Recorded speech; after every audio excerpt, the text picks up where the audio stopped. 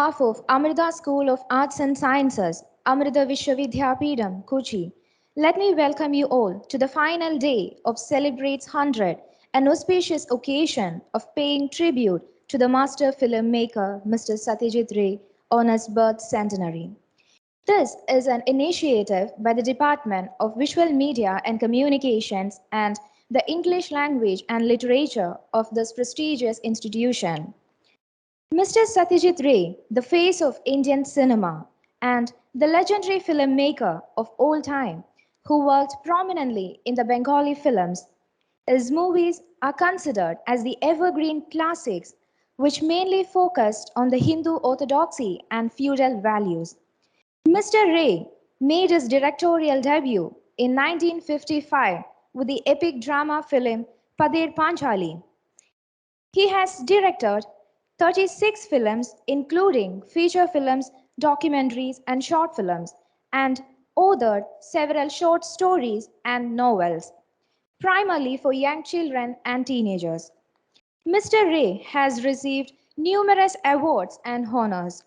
36 Indian National Film Awards, including the Padma Shri in 1958, Padma Bhushan in 1965, Padma Vibhushan in 1976, Dada Sahib Phalke Award in 1984, Bharat Ratna in 1992, and so on, in which 21 awards are for his expertise in direction. And some of his famous works includes Padir Panchali, Aparachito, Abud Sansar, Charulata, and so on. Now, I welcome Dr. U. Krishnakumar Sir, Director and Dean of Amrita School of Arts and Sciences, Kochi, to commence this event, and thereby welcome Sri John Paul, Indian screenwriter who works in Malayalam cinema and has written nearly 100 films and is quite popular through the program Smriti in Kerala's only exploration channel, Safari, to share his thoughts on Ray, an artist from children's perspective. Dr. U. Krishnakumar, sir. Dr. U. Krishnakumar, sir, serves as the director and dean of Kochi campus of Amrita School of Arts and Sciences. He is a member of the Board of Management of Amrita Vishwavidyapeetham, the deemed university accredited with NAC A++, fifth in the NIRF and recommended by the UGC as the institution of eminence. He had his BTech degree from Calicut University, Master of Engineering in Computer Science from Indian Institute of Science, Bangalore, and PhD in Computer Science from Indian Institute of Technology, Mumbai. He has more than 35 years of academic and research experience in India and abroad. He has also served as principal investigator of DST project in cognitive science. I welcome you, sir. Om Amardeshwari Namaha. My humble prostrations at the lotus feet of foremost below Rama. My humble pranams to John Paul sir.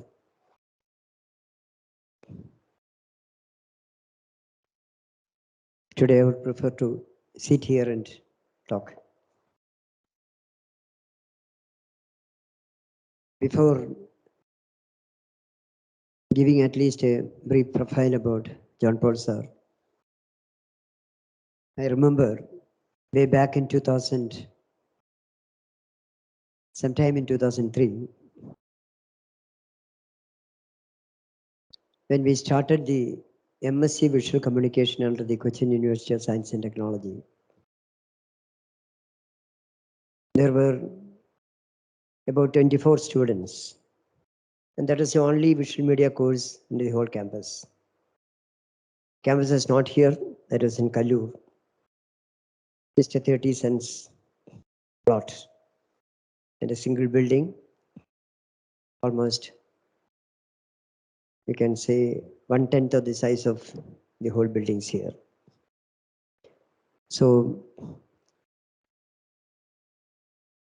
it was my interest that prompted the Cochin University to sanction that course, and We were having MSc Computer Science, Hospital Management, MCOM, all these courses. So it was my interest, primarily my interest, to begin a course in visual communication. And I wanted someone to teach script writing, because students who joined, their syllabus had film studies, filmmaking, script writing, all this. So I have a friend who is already a script writer, Rajesh Jairam. He is working in Janmabhoomi. I called him. So he immediately said, class എടുക്കാനാണ് വെച്ചാൽ എന്നെ പറ്റില്ല. This is what Jairam said. Class എടുക്കാനാണ് വെച്ചാൽ, if you want to take class, I am not the fittest person. Today itself you go and meet John Paul sir. So I have not even heard about him. And the same day, on those days, I think there was no mobile, I remember. So I went to the Radio Mango editorial desk, and I went inside the studio. I asked for John Paul sir. So he was sitting in front of the machine along with 4 or 5 other people, or all editing a TV serial. And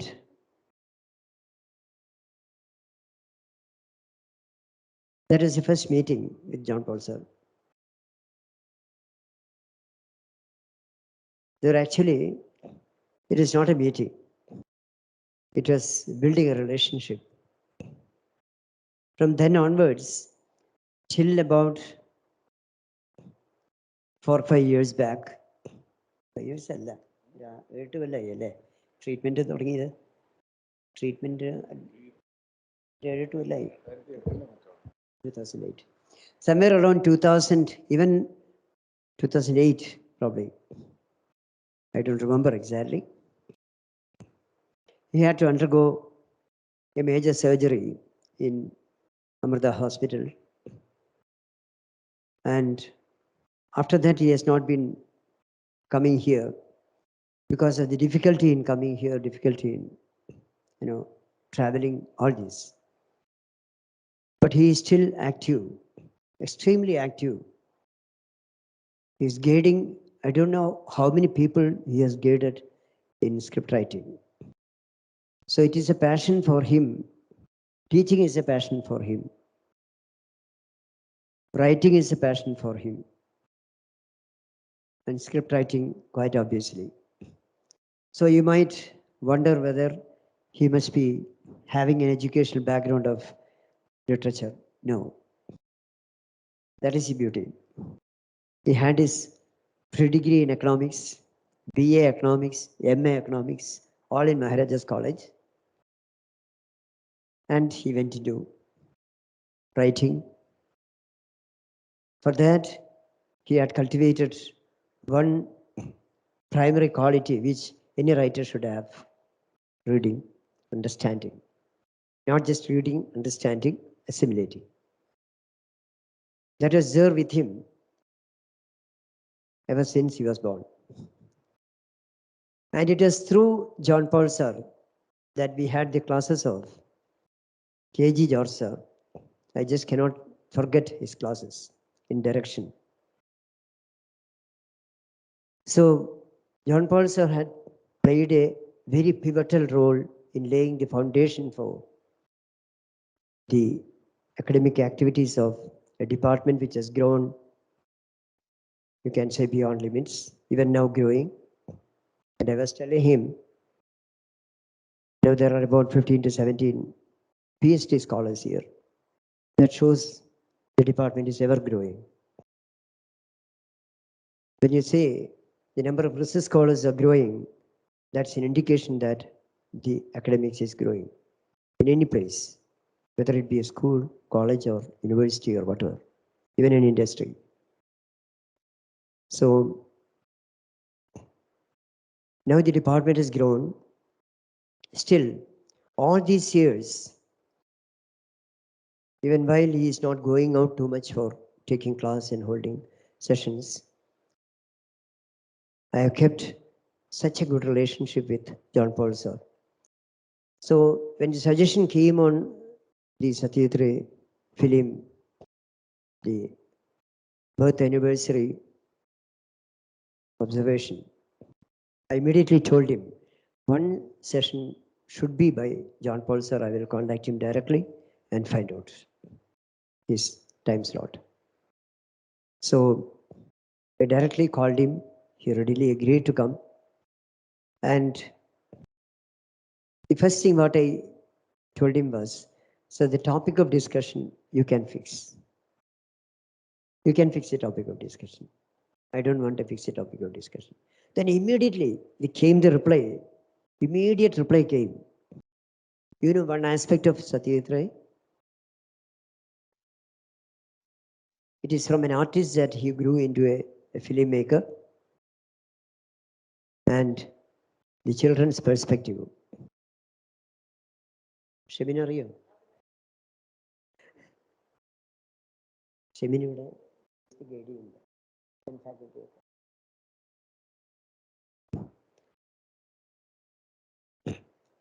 So about John Paul sir, most of you will be knowing already. The first, the time he wrote the story was for Nyan Matram, which is directed by Avi Shashi, and the first script he wrote for the film was for Chamaram by Bharadan. And along with Bharadan himself, John Paul sir has scripted 14 films. So, and all of you must be knowing John Paul sir, enjoying the show in Safari TV, the Smriti. So, I don't know whether you have noticed or not. John Paul sir doesn't speak, when he speaks one sentence in Malayalam, there will not be not even a letter which you can remove from that. That's a kind of clarity of thought while he is speaking. Before he speaks, the contemplation, in Sanskrit we call it as nididhyasanam, the contemplation, what he makes about the topic, will be so strong that you cannot remove even a single word from a sentence, not even a single letter from a sentence spoken by John Paul sir. That's a beauty of the expressive language, especially Malayalam. So I told him, if we speak in Malayalam, we will enjoy better. But I will listen to him and probably summarize for those who do not know Malayalam. He will once in a while mix up English also, but he is good at speaking both in Malayalam and English. We cherish to hear his Malayalam. That's the reason. Then there is something more I can add. He was born in 1950, and most of his films have been in Malayalam, almost 100 films. He was more popular in the time between 1980s and 90s. And he was extremely active in film societies and freelance journalism during the initial days of his career, and used to write screenplays for short movies at that time. Innumerable awards he has received from various organizations, the state, national, international, and the Nana Gallopole Award for the best screenplay writer, and then the state award for the best film book for MT, Guru Anuyatra. And his association with MT, he himself will probably narrate. His association with MT Vasayan Nair has been one of the key profiles of his career. Probably he will mention about it in his talk. He was a producer of the movie Uricherupunjiri, directed by M.T. Vasudevan Nair, which won the state, national and international awards.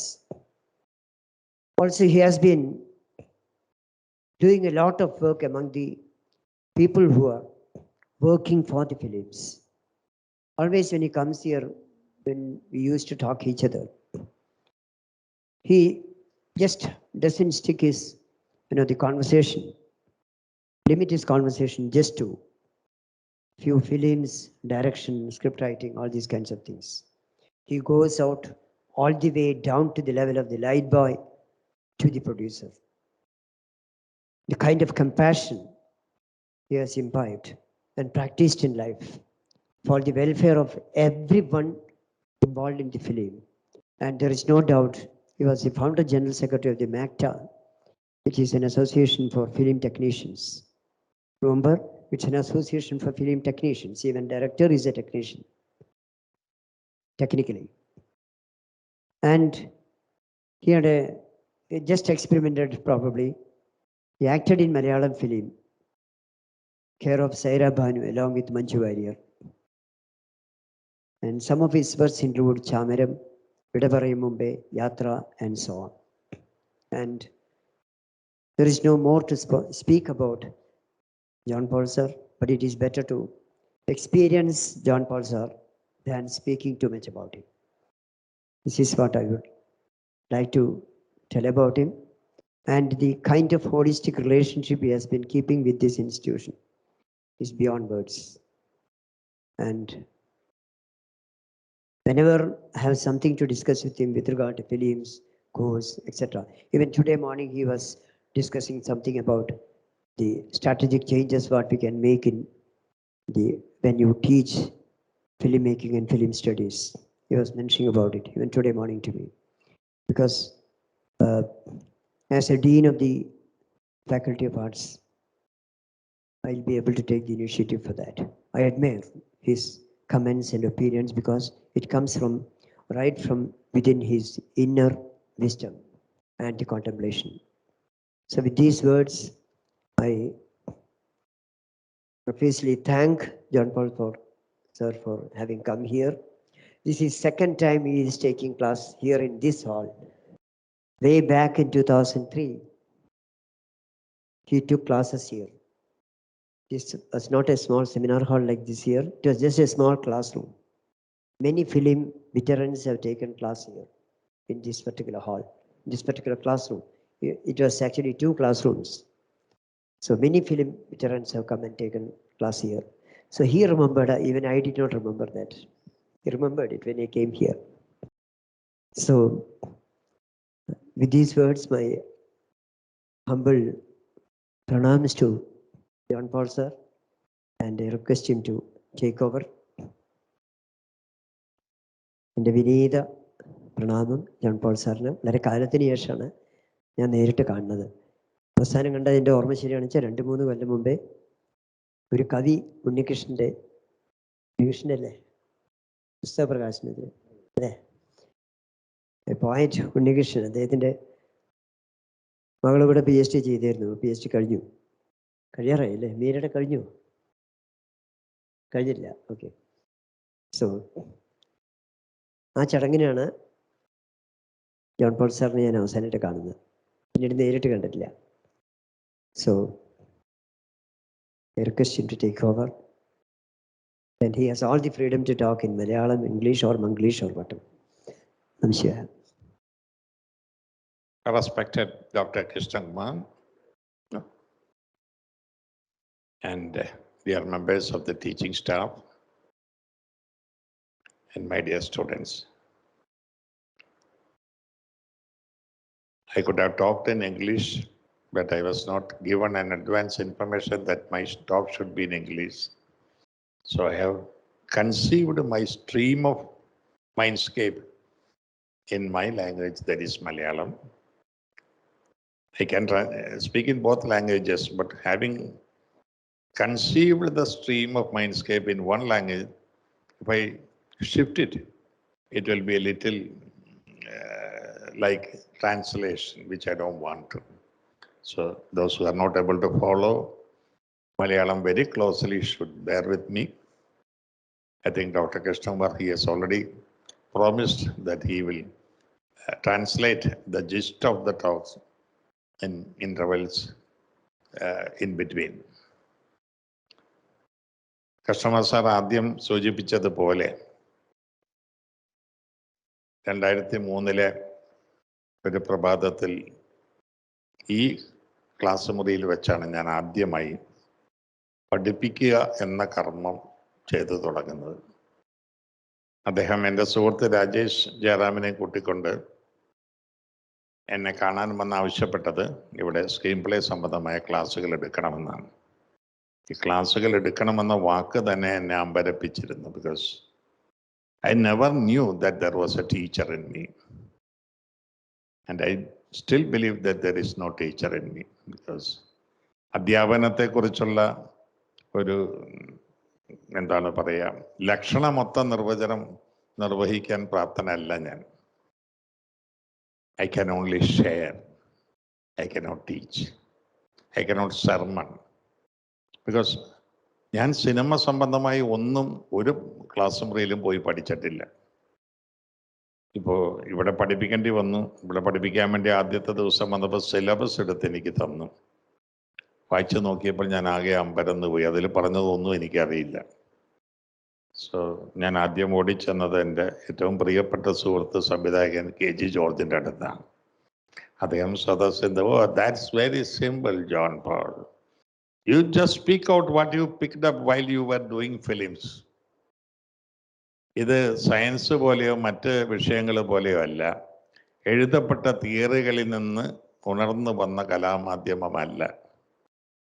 ഇത് cinema എന്ന് പറയുന്ന ഒരു മാധ്യമം കണ്ടെത്തപ്പെട്ടത് ആശയ സംവേദനത്തിന് വേണ്ടിയാണ്. അതിനിപ്പോഴും ഇപ്പോൾ ഈ December 28 എന്ന് പറയുന്നത് ലോക സിനിമയ്ക്ക് 126 വർഷം പ്രായമാകുന്ന കാലമാണ്.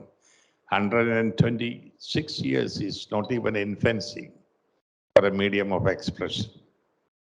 തൊട്ടപ്പുറത്ത് നിൽക്കുന്ന നാടകത്തിന് more than 2352 ഇയേഴ്സിൻ്റെ റിട്ടൺ ഹിസ്റ്ററി പറയാനുണ്ട്. അപ്പോൾ ഇൻഫൻസിയിൽ നിൽക്കുന്നൊരു മാധ്യമം ഇങ്ങനെയാണ് എന്ന് ആർക്കും പറഞ്ഞു തരാനാവില്ല. എന്നാൽ തിയറികളുണ്ട്. എങ്ങനെയാണ് തിയറികൾ? ആ തിയറികൾ എന്ന് പറയുന്നത് നമുക്ക് മുൻപുള്ള ആളുകൾ ഇന്നും നമ്മൾ കാണുമ്പോൾ നമ്മളെ വല്ലാതെ ഉത്തേജിപ്പിക്കുകയും നമ്മുടെ മനസ്സിൽ വലിയ വലിയ അന്തക്ഷോഭങ്ങൾക്കും വിസ്മയങ്ങൾക്കും ഇടവരുത്തുകയും ചെയ്യുന്ന രീതിയിലുള്ള ചലച്ചിത്രങ്ങളുണ്ട്. കാലാഹരണപ്പെടുവാൻ വിസമ്മതിക്കുന്ന ചലച്ചിത്ര വിസ്മയങ്ങൾ. അവയിലൂടെ സഞ്ചരിക്കുമ്പോൾ നമ്മൾ അതിനെ ജനറലൈസ് ചെയ്തെടുക്കുകയാണ്.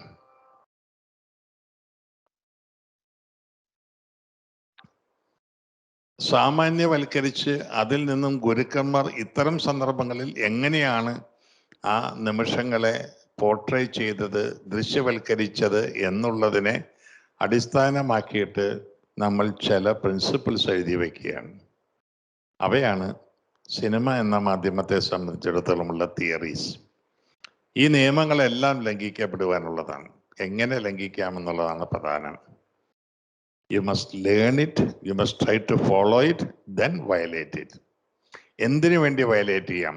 അതിനേക്കാൾ മെച്ചമായ രീതിയിൽ, അതിനേക്കാൾ കൂടുതൽ അനുഭവവേദ്യമാക്കുന്ന രീതിയിൽ വ്യത്യസ്തമായി നിങ്ങൾക്ക് മറ്റൊരു വിധത്തിൽ അത് പറയാൻ കഴിയുമെങ്കിൽ you have the right to violate all the rules that you learned here.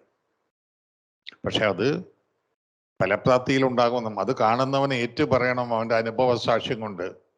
This is far better than what I have seen earlier. അങ്ങനെ കാണുന്നവൻ്റെ മനസ്സിനെ കൊണ്ട് അതിന് സാക്ഷ്യം പറയിപ്പിക്കാൻ കഴിഞ്ഞാൽ from that moment onwards it becomes the rule of the day. അതിന് മുമ്പുണ്ടായിരുന്ന നിയമത്തെ മാറ്റി ഇത് പുതിയ നിയമമാകുന്നു. അതാകുന്നു പിന്നെ സിനിമയെ നയിക്കുന്ന ഒരു നിയമം എന്ന് പറയുന്നത്. അതും കാത്തിരിക്കുകയാണ്. നിങ്ങളെക്കാൾ സാമർഥ്യമുള്ള ഒരാൾ വന്ന് അതിനെയും ലംഘിച്ചുകൊണ്ട് പുതിയ നിയമം എഴുതി തീർക്കുന്നത്. അനന്തമായി നിരന്തരമായി വികസിച്ചു കൊണ്ടിരിക്കുന്ന, സ്വയം കണ്ടെത്തിക്കൊണ്ടിരിക്കുന്ന ഒരു മാധ്യമം എന്ന നിലയിൽ സിനിമയിലെ എല്ലാ പൂർവ്വ നിശ്ചിത നിയമങ്ങളെയും നമുക്ക് അങ്ങനെ കാണാൻ കഴിയും. അതുകൊണ്ട് കഴിയുന്നത് സിനിമയുടെ നമ്മുടെ അകത്തളങ്ങളിലൂടെ സഞ്ചരിക്കുമ്പോൾ അങ്ങനെയാണ് ഞാനിവിടെ എൻ്റെ അനുഭവങ്ങൾ പങ്കിടാൻ തുടങ്ങിയത്. ഈ അനുഭവങ്ങൾ പങ്കിട്ട ശേഷം അധ്യാപനം എന്ന് പറയുന്നത് എനിക്ക് വഴങ്ങാൻ സാധ്യതയില്ല എന്ന് ഞാൻ കരുതിയിരുന്ന ഒരു മേഖലയായതുകൊണ്ട് ഞാൻ ഈ പങ്കിട്ട അനുഭവങ്ങളെ കുത്തും കോമയുമായിട്ട് ചെറിയ ശകലങ്ങളായിട്ട് സ്നിപ്പറ്റ്സ് പോലെ കുറിച്ച് വയ്ക്കുമായിരുന്നു. അല്പം കഴിഞ്ഞ്, ഒരു മാസം കഴിഞ്ഞ് ഞാൻ അവയിലൂടെ സഞ്ചരിക്കുമ്പോൾ സിലബസിൽ പഠിപ്പിക്കാൻ വേണ്ടി എഴുതി വെച്ചിരിക്കുന്ന പല പ്രിൻസിപ്പിൾസും തന്നെയാണ് ഞാൻ ഈ പറഞ്ഞതെന്ന് ഞാൻ തിരിച്ചറിയുകയാണ്. Without learning these principles and theories I was following them. അപ്പം അതൊരു സിനിമയുടെ പ്രകാശന രീതിയുടെ ഒരു പരിവർത്തനമാണ് സിനിമയിലെ നിയമങ്ങളെന്ന് തിരിച്ചറിയുക. ഇത്തരം ദീർഘമായൊരു സംഭവത്തെക്കുറിച്ച് പറയുന്നത് എന്നിൽ ഒരു അധ്യാപകനുണ്ട് എന്ന് കണ്ടെത്തുന്നത്. ഇതാണ് അധ്യാപനമെങ്കിൽ കുറഞ്ഞ പക്ഷം ആശയസംവേദനം നടത്തിക്കൊണ്ട് ഇങ്ങനെ ഒരു കൂട്ടത്തോട് സംവദിക്കുവാനുള്ള ഒരു കൈവഴക്കമോ നാവുവഴക്കമോ എന്നിലുണ്ട് എന്ന് കണ്ടെത്തുകയും അത്തരം വേദികളിൽ പലയിടത്തും ലോകവ്യാപകമായി തന്നെ പല ഇൻസ്റ്റിറ്റ്യൂട്ടുകളിലും പോയി ഇത്തരത്തിലുള്ള ആശയസംവാദത്തിന് നിമിത്തമാവുകയും ചെയ്തതെങ്കിൽ അതിന് Amrita school of arts and സയൻസിനും അതിൻ്റെ സാരഥിയായ ഡോക്ടർ കൃഷ്ണകുമാറിനും വലിയ ഒരു പങ്കുണ്ട്. ആ ഒരു ആത്മവിശ്വാസം എന്നിലുണ്ടായിരുന്നേ. കാരണം MA പാസ്സായി കഴിഞ്ഞ ഉടനെ എനിക്ക് വേണമെങ്കിൽ എറണാകുളം പരിസരത്തുള്ള 4 or 5 കോളേജുകളിൽ അന്നുള്ള കുടുംബ ബന്ധത്തിൻ്റെ ഒരു സാഹചര്യം വെച്ചുകൊണ്ട് അധ്യാപകനായി ജോലി കിട്ടുമായിരുന്നു. പക്ഷേ ആ വഴിക്ക് ഞാൻ പോയില്ല. ഒന്ന്, പഠിപ്പിക്കേണ്ടി വരുന്ന വിഷയം എക്കണോമിക്സ് ആയിരുന്നു. എൻ്റെ ജീവിതത്തിൽ എല്ലാ പരീക്ഷണ ഘട്ടങ്ങളിലും പ്രാവർത്തികമായി ഞാൻ തോറ്റിട്ടുള്ളൊരു വിഷയം ഏതാണെന്ന് ചോദിച്ചാൽ അത് എക്കണോമിക്സ് ആണെന്ന് ഞാൻ പറയും. എക്കണോമിക്സ് വിദ്യാർത്ഥികളെ നിരുത്സാഹപ്പെടുത്താൻ വേണ്ടി പറയല്ല, എൻ്റെ കപ്പ് ഓഫ് ടീ അതായിരുന്നില്ല. അതുകൊണ്ട് ആ വിഷയം പഠിപ്പിക്കുന്നതിന് വേണ്ടി ഒരു പുരുഷായുസ് മാറ്റിവെക്കാനുള്ള ഭീതി മൂലം ഞാൻ അതിൽ നിന്ന് ഒഴിവായി. അതിനേക്കാൾ പ്രധാനം, I never knew I could communicate. അപ്പം എല്ലാം നമ്മളിൽ ഉണ്ടെന്നുള്ളത് മറ്റുള്ളവർ കണ്ടെത്തി ചുരമാന്തി പ്രകാശിപ്പിക്കുമ്പോഴാണ് നമ്മൾ നമ്മളുടെ അന്തസ്സത്തയിലേക്ക് എത്തിപ്പെടുന്നത്. പ്രത്യേകിച്ചും ഇന്ന് നമ്മൾ ഇന്ത്യൻ സിനിമയിലെ ലോക സാരഥികളിൽ ഒരാളായ സത്യജിത്രയുടെ 100ാം ജന്മവാർഷികത്തോടനുബന്ധിച്ച ഒരു ഇവൻറ്റിൽ പങ്കെടുക്കുമ്പോൾ അദ്ദേഹം പഠിച്ചതും എക്കണോമിക്സാണ്. Is an economics graduate. പക്ഷെ അദ്ദേഹം പരാജയപ്പെട്ട എക്കണോമിക് കൈകാര്യങ്ങളല്ല ചെയ്തിരുന്നത്. അദ്ദേഹം വളരെ വിജയകരമായി അദ്ദേഹത്തിൻ്റെ കരിയർ കൊണ്ടു നടന്ന ആളാണ്. പക്ഷെ after taking his graduation in economics, he realized that economics is not the path he should pursue. അദ്ദേഹത്തിൻ്റെ മുത്തച്ഛൻ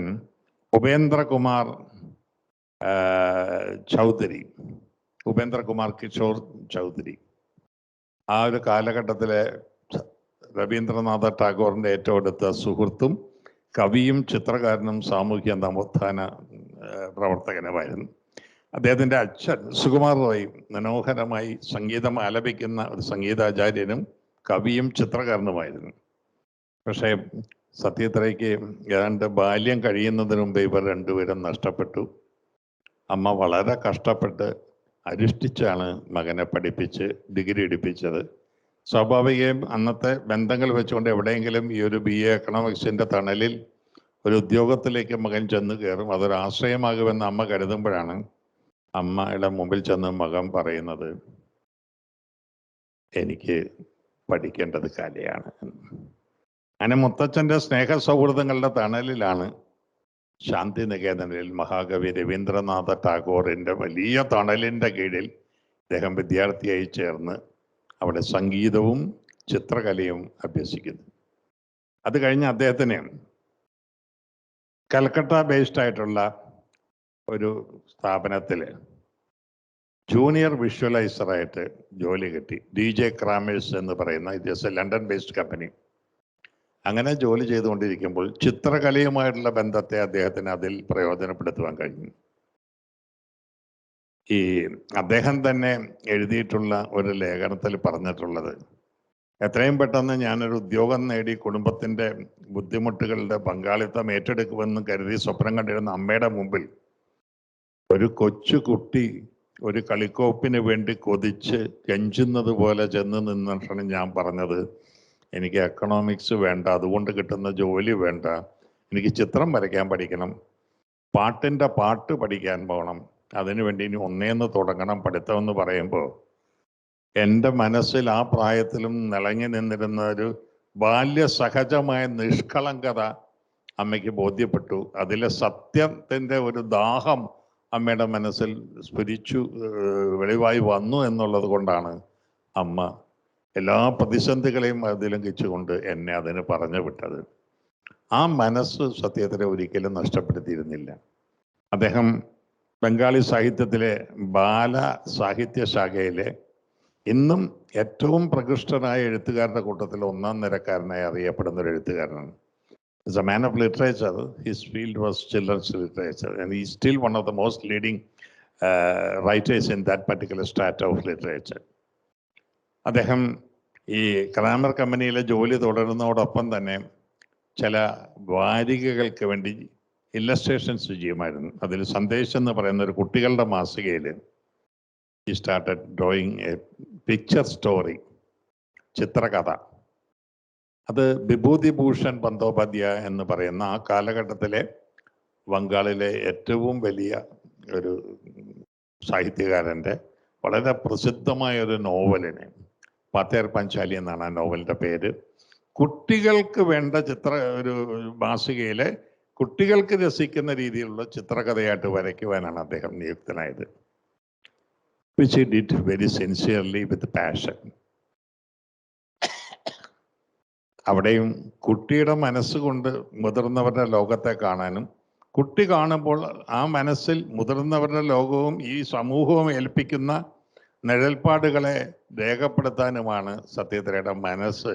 is mindscape was urging for that. അത് നമ്മൾ ആ മനസ്സിൻ്റെ തുടർച്ചയിലൂടെ വായിച്ചു പോകുമ്പോൾ നമുക്ക് കണ്ടെത്താൻ കഴിയുന്ന വലിയൊരു പാഠമാണ്. അങ്ങനെ അദ്ദേഹം ആ ജോലികളുമായി മുന്നോട്ട് പോകുന്നു. അതിനിടയിൽ അദ്ദേഹത്തിന് ഈ കമ്പനിക്ക് വേണ്ടി ചില ഡിസൈൻസ് ചെയ്യണം. അദ്ദേഹം ചെയ്ത ഡിസൈനുകളിൽ ഈ വിൽസ് സിഗരറ്റിൻ്റെ ഇപ്പോഴത്തെ ഡിസൈൻ അല്ല, മുമ്പുണ്ടായിരുന്ന ഒരു കവർ ഡിസൈൻ ഉണ്ട്. വെളുത്ത ഷീറ്റിൽ സ്വർണ്ണ നൂലും ഒപ്പം ചുമന്ന പാച്ചും കൊണ്ട് വരച്ച് ചേർത്ത ഒരു ഡിസൈൻ. അതായിരുന്നു ഒരു 30-40 വർഷത്തോളം ആ സിഗരറ്റിൻ്റെ ഏറ്റവും പോപ്പുലറായ കവർ ഡിസൈനും അതിൻ്റെ താഴെയുള്ളൊരു ടാഗ് ലൈനായിട്ട് മെയ്ഡ് ഫോർ ഈച്ച് അതർ. അത് സത്യത്രയെ കമ്പോസ് ചെയ്ത ടാഗ് ലൈനാണ്. അത്രയും പ്രസിദ്ധനായിരുന്നു ആ മേഖലയിലും അദ്ദേഹം. അങ്ങനെ നിൽക്കുമ്പോഴാണ് കമ്പനിയുടെ ലണ്ടൻ ഓഫീസിൽ അദ്ദേഹത്തെ ഒരു ഹ്രസ്വകാലത്തേക്ക് അയക്കുന്നത്. അദ്ദേഹം പറയുന്നത് 90 ദിവസം കൊണ്ട് ഞാൻ 98 സിനിമകൾ കണ്ടു എന്നാണ്. അതിൽ 18 തവണ ആവർത്തിച്ച് കണ്ടത് വിക്ടോറിയ ഡിസിക്കയുടെ ദ ബൈസിക്കിൾ തീവ്സ് എന്ന് പറയുന്ന സിനിമയാണ്. And that moment he decided, സംഗീതവും കലയും ചിത്രകലയും എൻ്റെ മനസ്സിൻ്റെ ദാഹമായിരിക്കെ ഞാൻ സഞ്ചരിക്കേണ്ട വഴി എന്ന് പറയുന്നത് സിനിമയുടെ വഴിയാണെന്നുള്ളതാണ്. വിക്ടോറിയ ഡിസിക്കയാണ് തൻ്റെ പ്രഥമ ചലച്ചിത്ര ഗുരു. അവർ തമ്മിൽ കണ്ടിട്ട് പോലുമില്ല. പക്ഷേ അദ്ദേഹമാണ് എൻ്റെ ചലച്ചിത്ര ഗുരു എന്ന് ഞാൻ തിരിച്ചറിയുന്നത് ആ ഘട്ടത്തിലാണെന്നാണ് അദ്ദേഹം പറഞ്ഞത്. അങ്ങനെ അവിടെ നിന്ന് ലഭിച്ച ആ ഒരു ചലച്ചിത്ര അവബോധത്തിൻ്റെ തിരതള്ളുന്ന മനസ്സുമായിട്ടാണ് അദ്ദേഹം വീണ്ടും നാട്ടിലെത്തുന്നത്.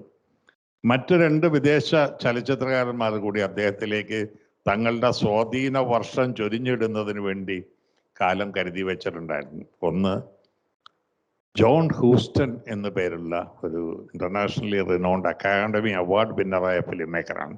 അദ്ദേഹത്തിൻ്റെ പിതാവ് വലിയ ഫിലിം മേക്കറായിരുന്നു.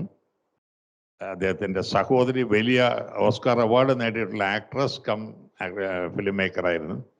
John Huston the man who would be king എന്ന പേരിലൊരു പടം പ്ലാൻ ചെയ്യുന്നു. അതിൻ്റെ ഒരു മേജർ പോർഷൻസ് അദ്ദേഹത്തിന് ഷൂട്ട് ചെയ്യേണ്ടിയിരുന്നത് ഗംഗാ നദിയുടെ തീരത്താണ്. ഇപ്പോൾ കമ്പനി സായിപ്പിന് ഇണങ്ങുന്ന രീതിയിലുള്ള ഇംഗ്ലീഷ് ഭാഷ സംസാരിക്കാൻ മാത്രം ശീലമായി കഴിഞ്ഞ സത്യത്രയാണ് ഈ ഹൂസ്റ്റനെ സ്ഥലങ്ങൾ കാണിച്ചു കൊടുക്കാനും ഷൂട്ടിങ്ങിന് വേണ്ട സഹായങ്ങൾ ചെയ്തു കൊടുക്കാനും നിയോഗിച്ചത്. വലിയ സന്തോഷത്തോടെ അദ്ദേഹം ഹൂസ്റ്റനെ അക്കമ്പനി ചെയ്തു. അവസാനം തരം കിട്ടുമ്പോഴൊക്കെ തൻ്റെ ചലച്ചിത്ര മോഹങ്ങളെക്കുറിച്ച് ഹൂസ്റ്റണുമായി പറയാൻ ഇടവന്നു. ഹൂസ്റ്റൺ അദ്ദേഹത്തോട് പറഞ്ഞു, ഞാൻ നാട്ടിൽ കൽക്കട്ടയിൽ തിരിച്ചെത്തിയിട്ട് നമുക്ക് ഒരു ദിവസം ഇരിക്കാം. വലിയ സന്തോഷമായി. ഹൂസ്റ്റൻ്റെ ഒരു മാർഗനിർദ്ദേശം ഉണ്ടെങ്കിൽ തിങ്സ് ആർ ഈസിയർ. അങ്ങനെ അദ്ദേഹം കൽക്കട്ടയിലെത്തി. നാളെ രാവിലത്തെ ഫ്ലൈറ്റിന് ഹൂസ്റ്റൺ പോകും. Tonight we will dine together. Mister Satyajit, നിങ്ങൾ വരുമ്പോൾ നിങ്ങൾ ചെയ്യാൻ ഉദ്ദേശിക്കുന്ന ഒരു കഥ പറഞ്ഞല്ലോ, ഒരു ചിൽഡ്രൻസ് നോവൽ. അപ്പം ഇദ്ദേഹം എന്താണ് തീമെന്ന് ചോദിച്ചപ്പോൾ തീം കണ്ടെത്തി എന്ന് പറഞ്ഞു.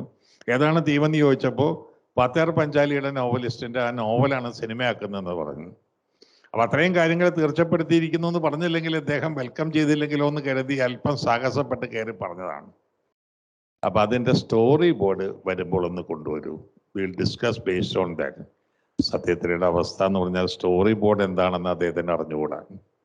സിനിമയുടെ പ്രാക്ടിക്കൽ ഫിലിം മേക്കിംഗ് സംബന്ധമായി യാതൊരു ജ്ഞാനവും അദ്ദേഹത്തിനില്ല. അപ്പോൾ ഒരു പകൽ സമയം മാത്രമാണുള്ളത്. അദ്ദേഹം ഇങ്ങനെ സിനിമയിലുള്ള പലരെയും പോയി കണ്ടപ്പോൾ അവർ പറഞ്ഞു, സ്റ്റോറി ബോർഡ് അങ്ങനെ പെട്ടെന്ന് ഉണ്ടാക്കാൻ പറ്റില്ല. അതിന് നീ മനസ്സിൽ സിനിമ ഫ്രെയിംസ് ആയിട്ട് കാണണം. അതിൻ്റെ ഫ്രെയിംസ് ഇങ്ങനെ കുറിച്ചെടുത്ത് വരച്ച്, അതാണ് സ്റ്റോറി ബോർഡ്. അത് കാണുമ്പോൾ സിനിമയിൽ എല്ലാ ഫ്രെയിമും കാണാൻ പറ്റണം. പറയ്ക്ക് മനസ്സിലായി താൻ തോക്കാൻ പോവുകയാണ്, ഇനി തനിക്കൊരു എന്താ പറയുക അവസരം കിട്ടില്ല. അപ്പോൾ ഒരു കൊച്ചുകുട്ടിക്ക് കഴിയുന്നത് പോലെ എന്ത് ചെയ്യണമെന്നൊരു അന്താളിപ്പ് തോന്നുമ്പോൾ എന്തെങ്കിലും ചെയ്ത് കളയുക എന്ന് പറയുന്ന ഒരു മാനസികാവസ്ഥയിൽ നിന്നുകൊണ്ട് അദ്ദേഹം ഈ സന്ദേശ് മാസികയ്ക്ക് വേണ്ടി വരച്ച പാത്തേർ പഞ്ചലിയുടെ കുട്ടികൾക്കായുള്ള ചിത്രകഥയുടെ 10-20 ഷീറ്റ് എടുത്തുകൊണ്ടാണ് പോയത്. Claiming that this comprises his storyboard. John Houston അതിലേക്ക് നോക്കി, വളരെ താല്പര്യപൂർവ്വം നോക്കി, പല ആംഗിളിൽ നിന്നുകൊണ്ട് മാറി നോക്കിയിട്ട് പറഞ്ഞു, your frames look very impressive. ഒരിക്കലും ഈ കഥ സിനിമയാക്കുമ്പോൾ ഈ ആംഗിളുകളൊന്നും മാറരുത്. Make the film exactly according to this perspective. കാരണം കാണുന്ന കുഞ്ഞിൻ്റെ മനസ്സിനകത്ത് ക്യാമറ വെച്ചിട്ട് ആ കണ്ണുകൊണ്ട് ലോകത്തെ ചുറ്റുപാടും കാണുമ്പോൾ അത് മനസ്സിൽ പതിയുന്ന വിധത്തിൽ വേറൊരു ആംഗിളിൽ പതിക്കാൻ പറ്റില്ല. അതുകൊണ്ട് സ്റ്റിക്ക് ഓൺ ടു ദിസ്. സത്യത്തിൽ അത്ഭുതപ്പെട്ടു. ഇങ്ങനെ ഒന്നൊരു നിമിഷം പകച്ചു നോക്കി. പക്ഷെ ഇന്ന് നിങ്ങളിപ്പോൾ സത്യത്തിലയുടെ പാത്തേർ പഞ്ചാലി കണ്ടു കാണുമെന്ന് ഞാൻ കരുതുന്നു. പാത്തേർ പഞ്ചാലി എടുത്തിരിക്കുന്നത് ആ സന്ദേശ് വാസികയിലെ കുട്ടികളുടെ ചിത്രകഥ എவ்விதമാണോ വരഞ്ഞു വെച്ചത്, ആ ചിത്രം കണ്ടിട്ട് ചിത്രകഥ വരച്ചു എന്ന് വേണമെങ്കിൽ നമുക്ക് പറയാൻ കഴിയുന്ന വിധത്തിൽ religiously he has followed that pattern.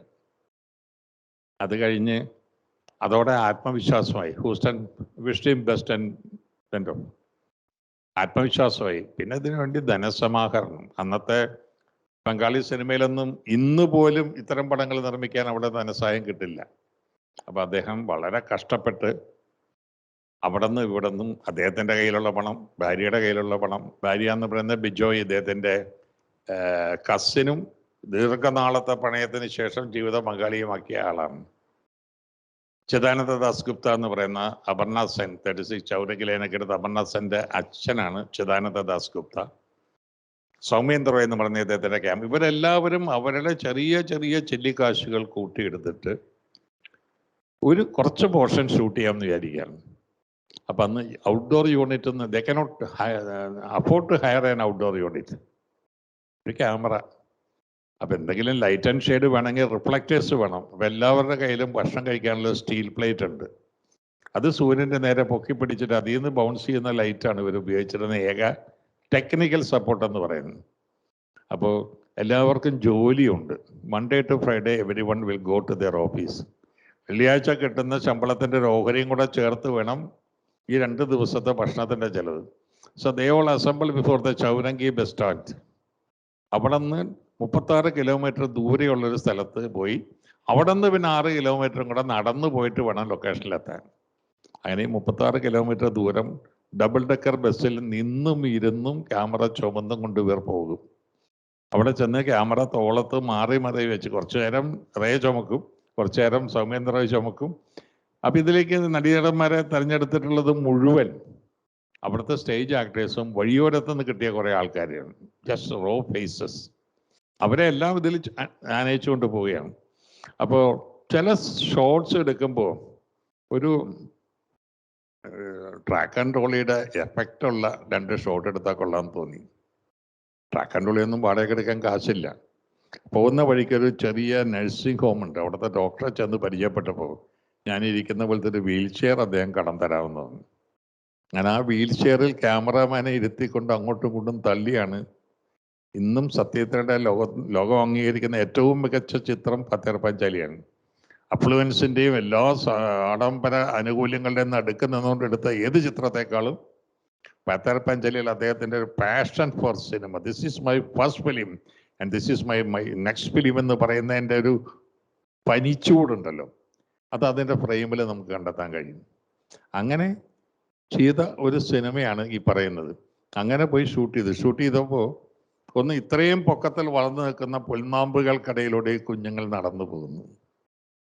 അവ ഇങ്ങനെ നടന്നു പോകുമ്പോൾ ചെറിയ കാറ്റ് വെയിലാടുമ്പോൾ വന്ന് ഇവരെ ഇക്കിളി കൂട്ടിക്കൊണ്ട് ഇവരുടെ ശരീരത്തിൽ ഉമ്മ വയ്ക്കുന്നത്, ദൂരെ കൂടി റെയിൽപ്പാളത്തിലൂടെ പുകതൊപ്പിക്കൊണ്ട് ഒരു ആവി വണ്ടി പോകുന്നത്, അത് പോയി കഴിഞ്ഞ ശേഷം അന്തരീക്ഷത്തിൽ ബാക്കി നിൽക്കുന്ന പുകയുടെ അവ്യക്ത രേഖകൾ.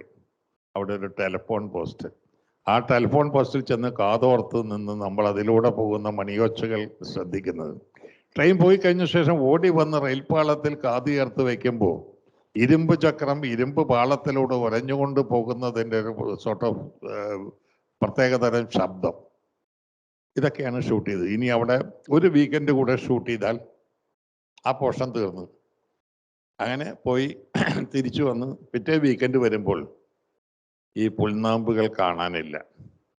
എവിടെ നിന്നോ ഒരു തീപ്പൊരി അവിടെ പടർന്ന് വീണ് അത് മുഴുവൻ കത്തിക്കരിഞ്ഞ് ചാമ്പലായി വെറും കറുത്ത് കുറഞ്ഞു കിടക്കുന്നു. സാധാരണ സിനിമയിലാണെങ്കിൽ ചെയ്യുക, നമ്മളത് ഒന്നുകിൽ ആർട്ടിഫിഷ്യലായിട്ട് നട്ടു വളർത്തി ആ വിധത്തിൽ സെറ്റപ്പ് ചെയ്യും. അല്ല ഇതേപോലെ റെയിൽവേ ട്രാക്കും ടെലിഫോൺ ലൈനും ഈ പറഞ്ഞ പോലെ വളർന്നു നിൽക്കുന്ന പുൽനാമ്പ് ഉള്ളിടത്തേക്ക്, ഇത് രണ്ടും സത്യത്തിലേക്ക് ചിന്തിക്കാൻ വയ്യ. കാരണം അത്ര അരിഷ്ടിച്ചാണ് ഷൂട്ട് ചെയ്യുന്നത്. പണമാണെങ്കിൽ ഏതാണ്ട് തീർന്നു കഴിഞ്ഞു. അപ്പോൾ this is A blessing in disguise എന്ന് പറഞ്ഞ് അദ്ദേഹം എന്ത് ചെയ്തെന്ന് വെച്ചാൽ, ഇനിയിപ്പോൾ ഇത് വളർന്നു വന്നതിന് ശേഷമേ ഷൂട്ട് ചെയ്യാൻ പറ്റുമെന്ന് പറഞ്ഞാൽ 3 മാസത്തേക്ക് ഷൂട്ടിങ് നിർത്തിവെച്ചു.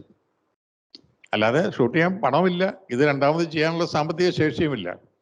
അങ്ങനെ നിൽക്കുമ്പോഴാണ് ഴാങ് റെനോയർ എന്ന് പറയുന്ന വളരെ പ്രസിദ്ധനായ ഒരു ഫ്രഞ്ച് സംവിധായകൻ ദ റിവർ എന്ന പേരിലൊരു പടം എടുക്കാൻ വരുന്നത്.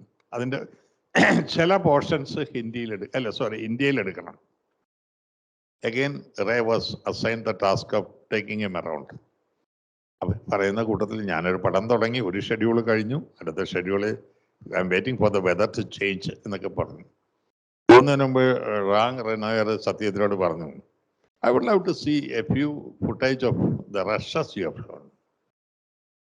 അപ്പോൾ എടുത്ത കുറച്ച് റഷസ് ആകെ ഉള്ളത് ഈ 4 വീക്കെൻഡിൽ എടുത്തുള്ള കൊച്ചു സാധനങ്ങളാണ്. കൊണ്ടേ കാണിച്ചു. പുള്ളി കണ്ടു, ഒരക്ഷരം മിണ്ടിയില്ല. നേരെ കാറിൽ ഒരുമിച്ച് വന്നു. പുള്ളി ഹോട്ടലിലേക്ക് ഇറങ്ങി. Good night, I will be flying up in the early hours of the morning, we may not meet. ഒരക്ഷരം പോലും ആ ചിത്രത്തെക്കുറിച്ച് ഒരു കമൻറ്റ് പറഞ്ഞില്ല. ചിലപ്പോൾ മഹാബോറായിരിക്കും ഞാൻ എടുത്തു വെച്ചത്, ഇഷ്ടപ്പെടാഞ്ഞിട്ടായിരിക്കാം. എന്നാലും കുറച്ചുകൂടെയൊക്കെ ഒന്ന് ഇമ്പ്രൂവ് ചെയ്യണമെന്ന് എന്തെങ്കിലും ഒന്ന് പറയാം. Not even a single word. വളരെ ഇച്ഛാഭംഗത്തോടെയാണ് സത്യത്തിന് വീട്ടിൽ പോയി കിടന്നത്. ഇനിയിപ്പോൾ ഞാൻ ഈ പറയുന്നതിൻ്റെ ടൈം കണ്ടിന്യൂറ്റി വിട്ട്, പത്തേർപ്പാഞ്ചാലി കൽക്കട്ടയിൽ കളിച്ചത് 4 ദിവസമാണ് ആദ്യം റിലീസ് ചെയ്തത്. കാരണം അവിടുത്തെ ഈ എന്താ പറയുക, പാട്ടും ഡാൻസും വീരസാഹസികമുള്ള കഥകളുടെ കൂട്ടത്തിൽ ഇതൊന്നും ഒരിക്കലും അവിടുത്തെ സാധാരണക്കാരെ ഹരം പിടിപ്പിക്കുന്ന സിനിമയല്ലായിരുന്നു. പക്ഷെ ലണ്ടനിൽ 3 തിയേറ്ററുകളിൽ 50 ദിവസം ഈ പടം കളിച്ചു. അതെന്ത് അത്ഭുതമാണ്. കാരണം ബംഗാൾ ജീവിതത്തിൻ്റെ തനി എന്താ പറയുക പ്രാദേശികതയുടെ പരിവർത്തനത്തിലാണ് ഇത് സിനിമയാക്കിയത്. എവിടെ Bengali life, Bengali culture, Bengali rural life. ഇത് 3 തിയേറ്ററിൽ 50 ദിവസം കണ്ടവരാരും ബംഗാളികളായിരുന്നില്ല. They are not even Indians.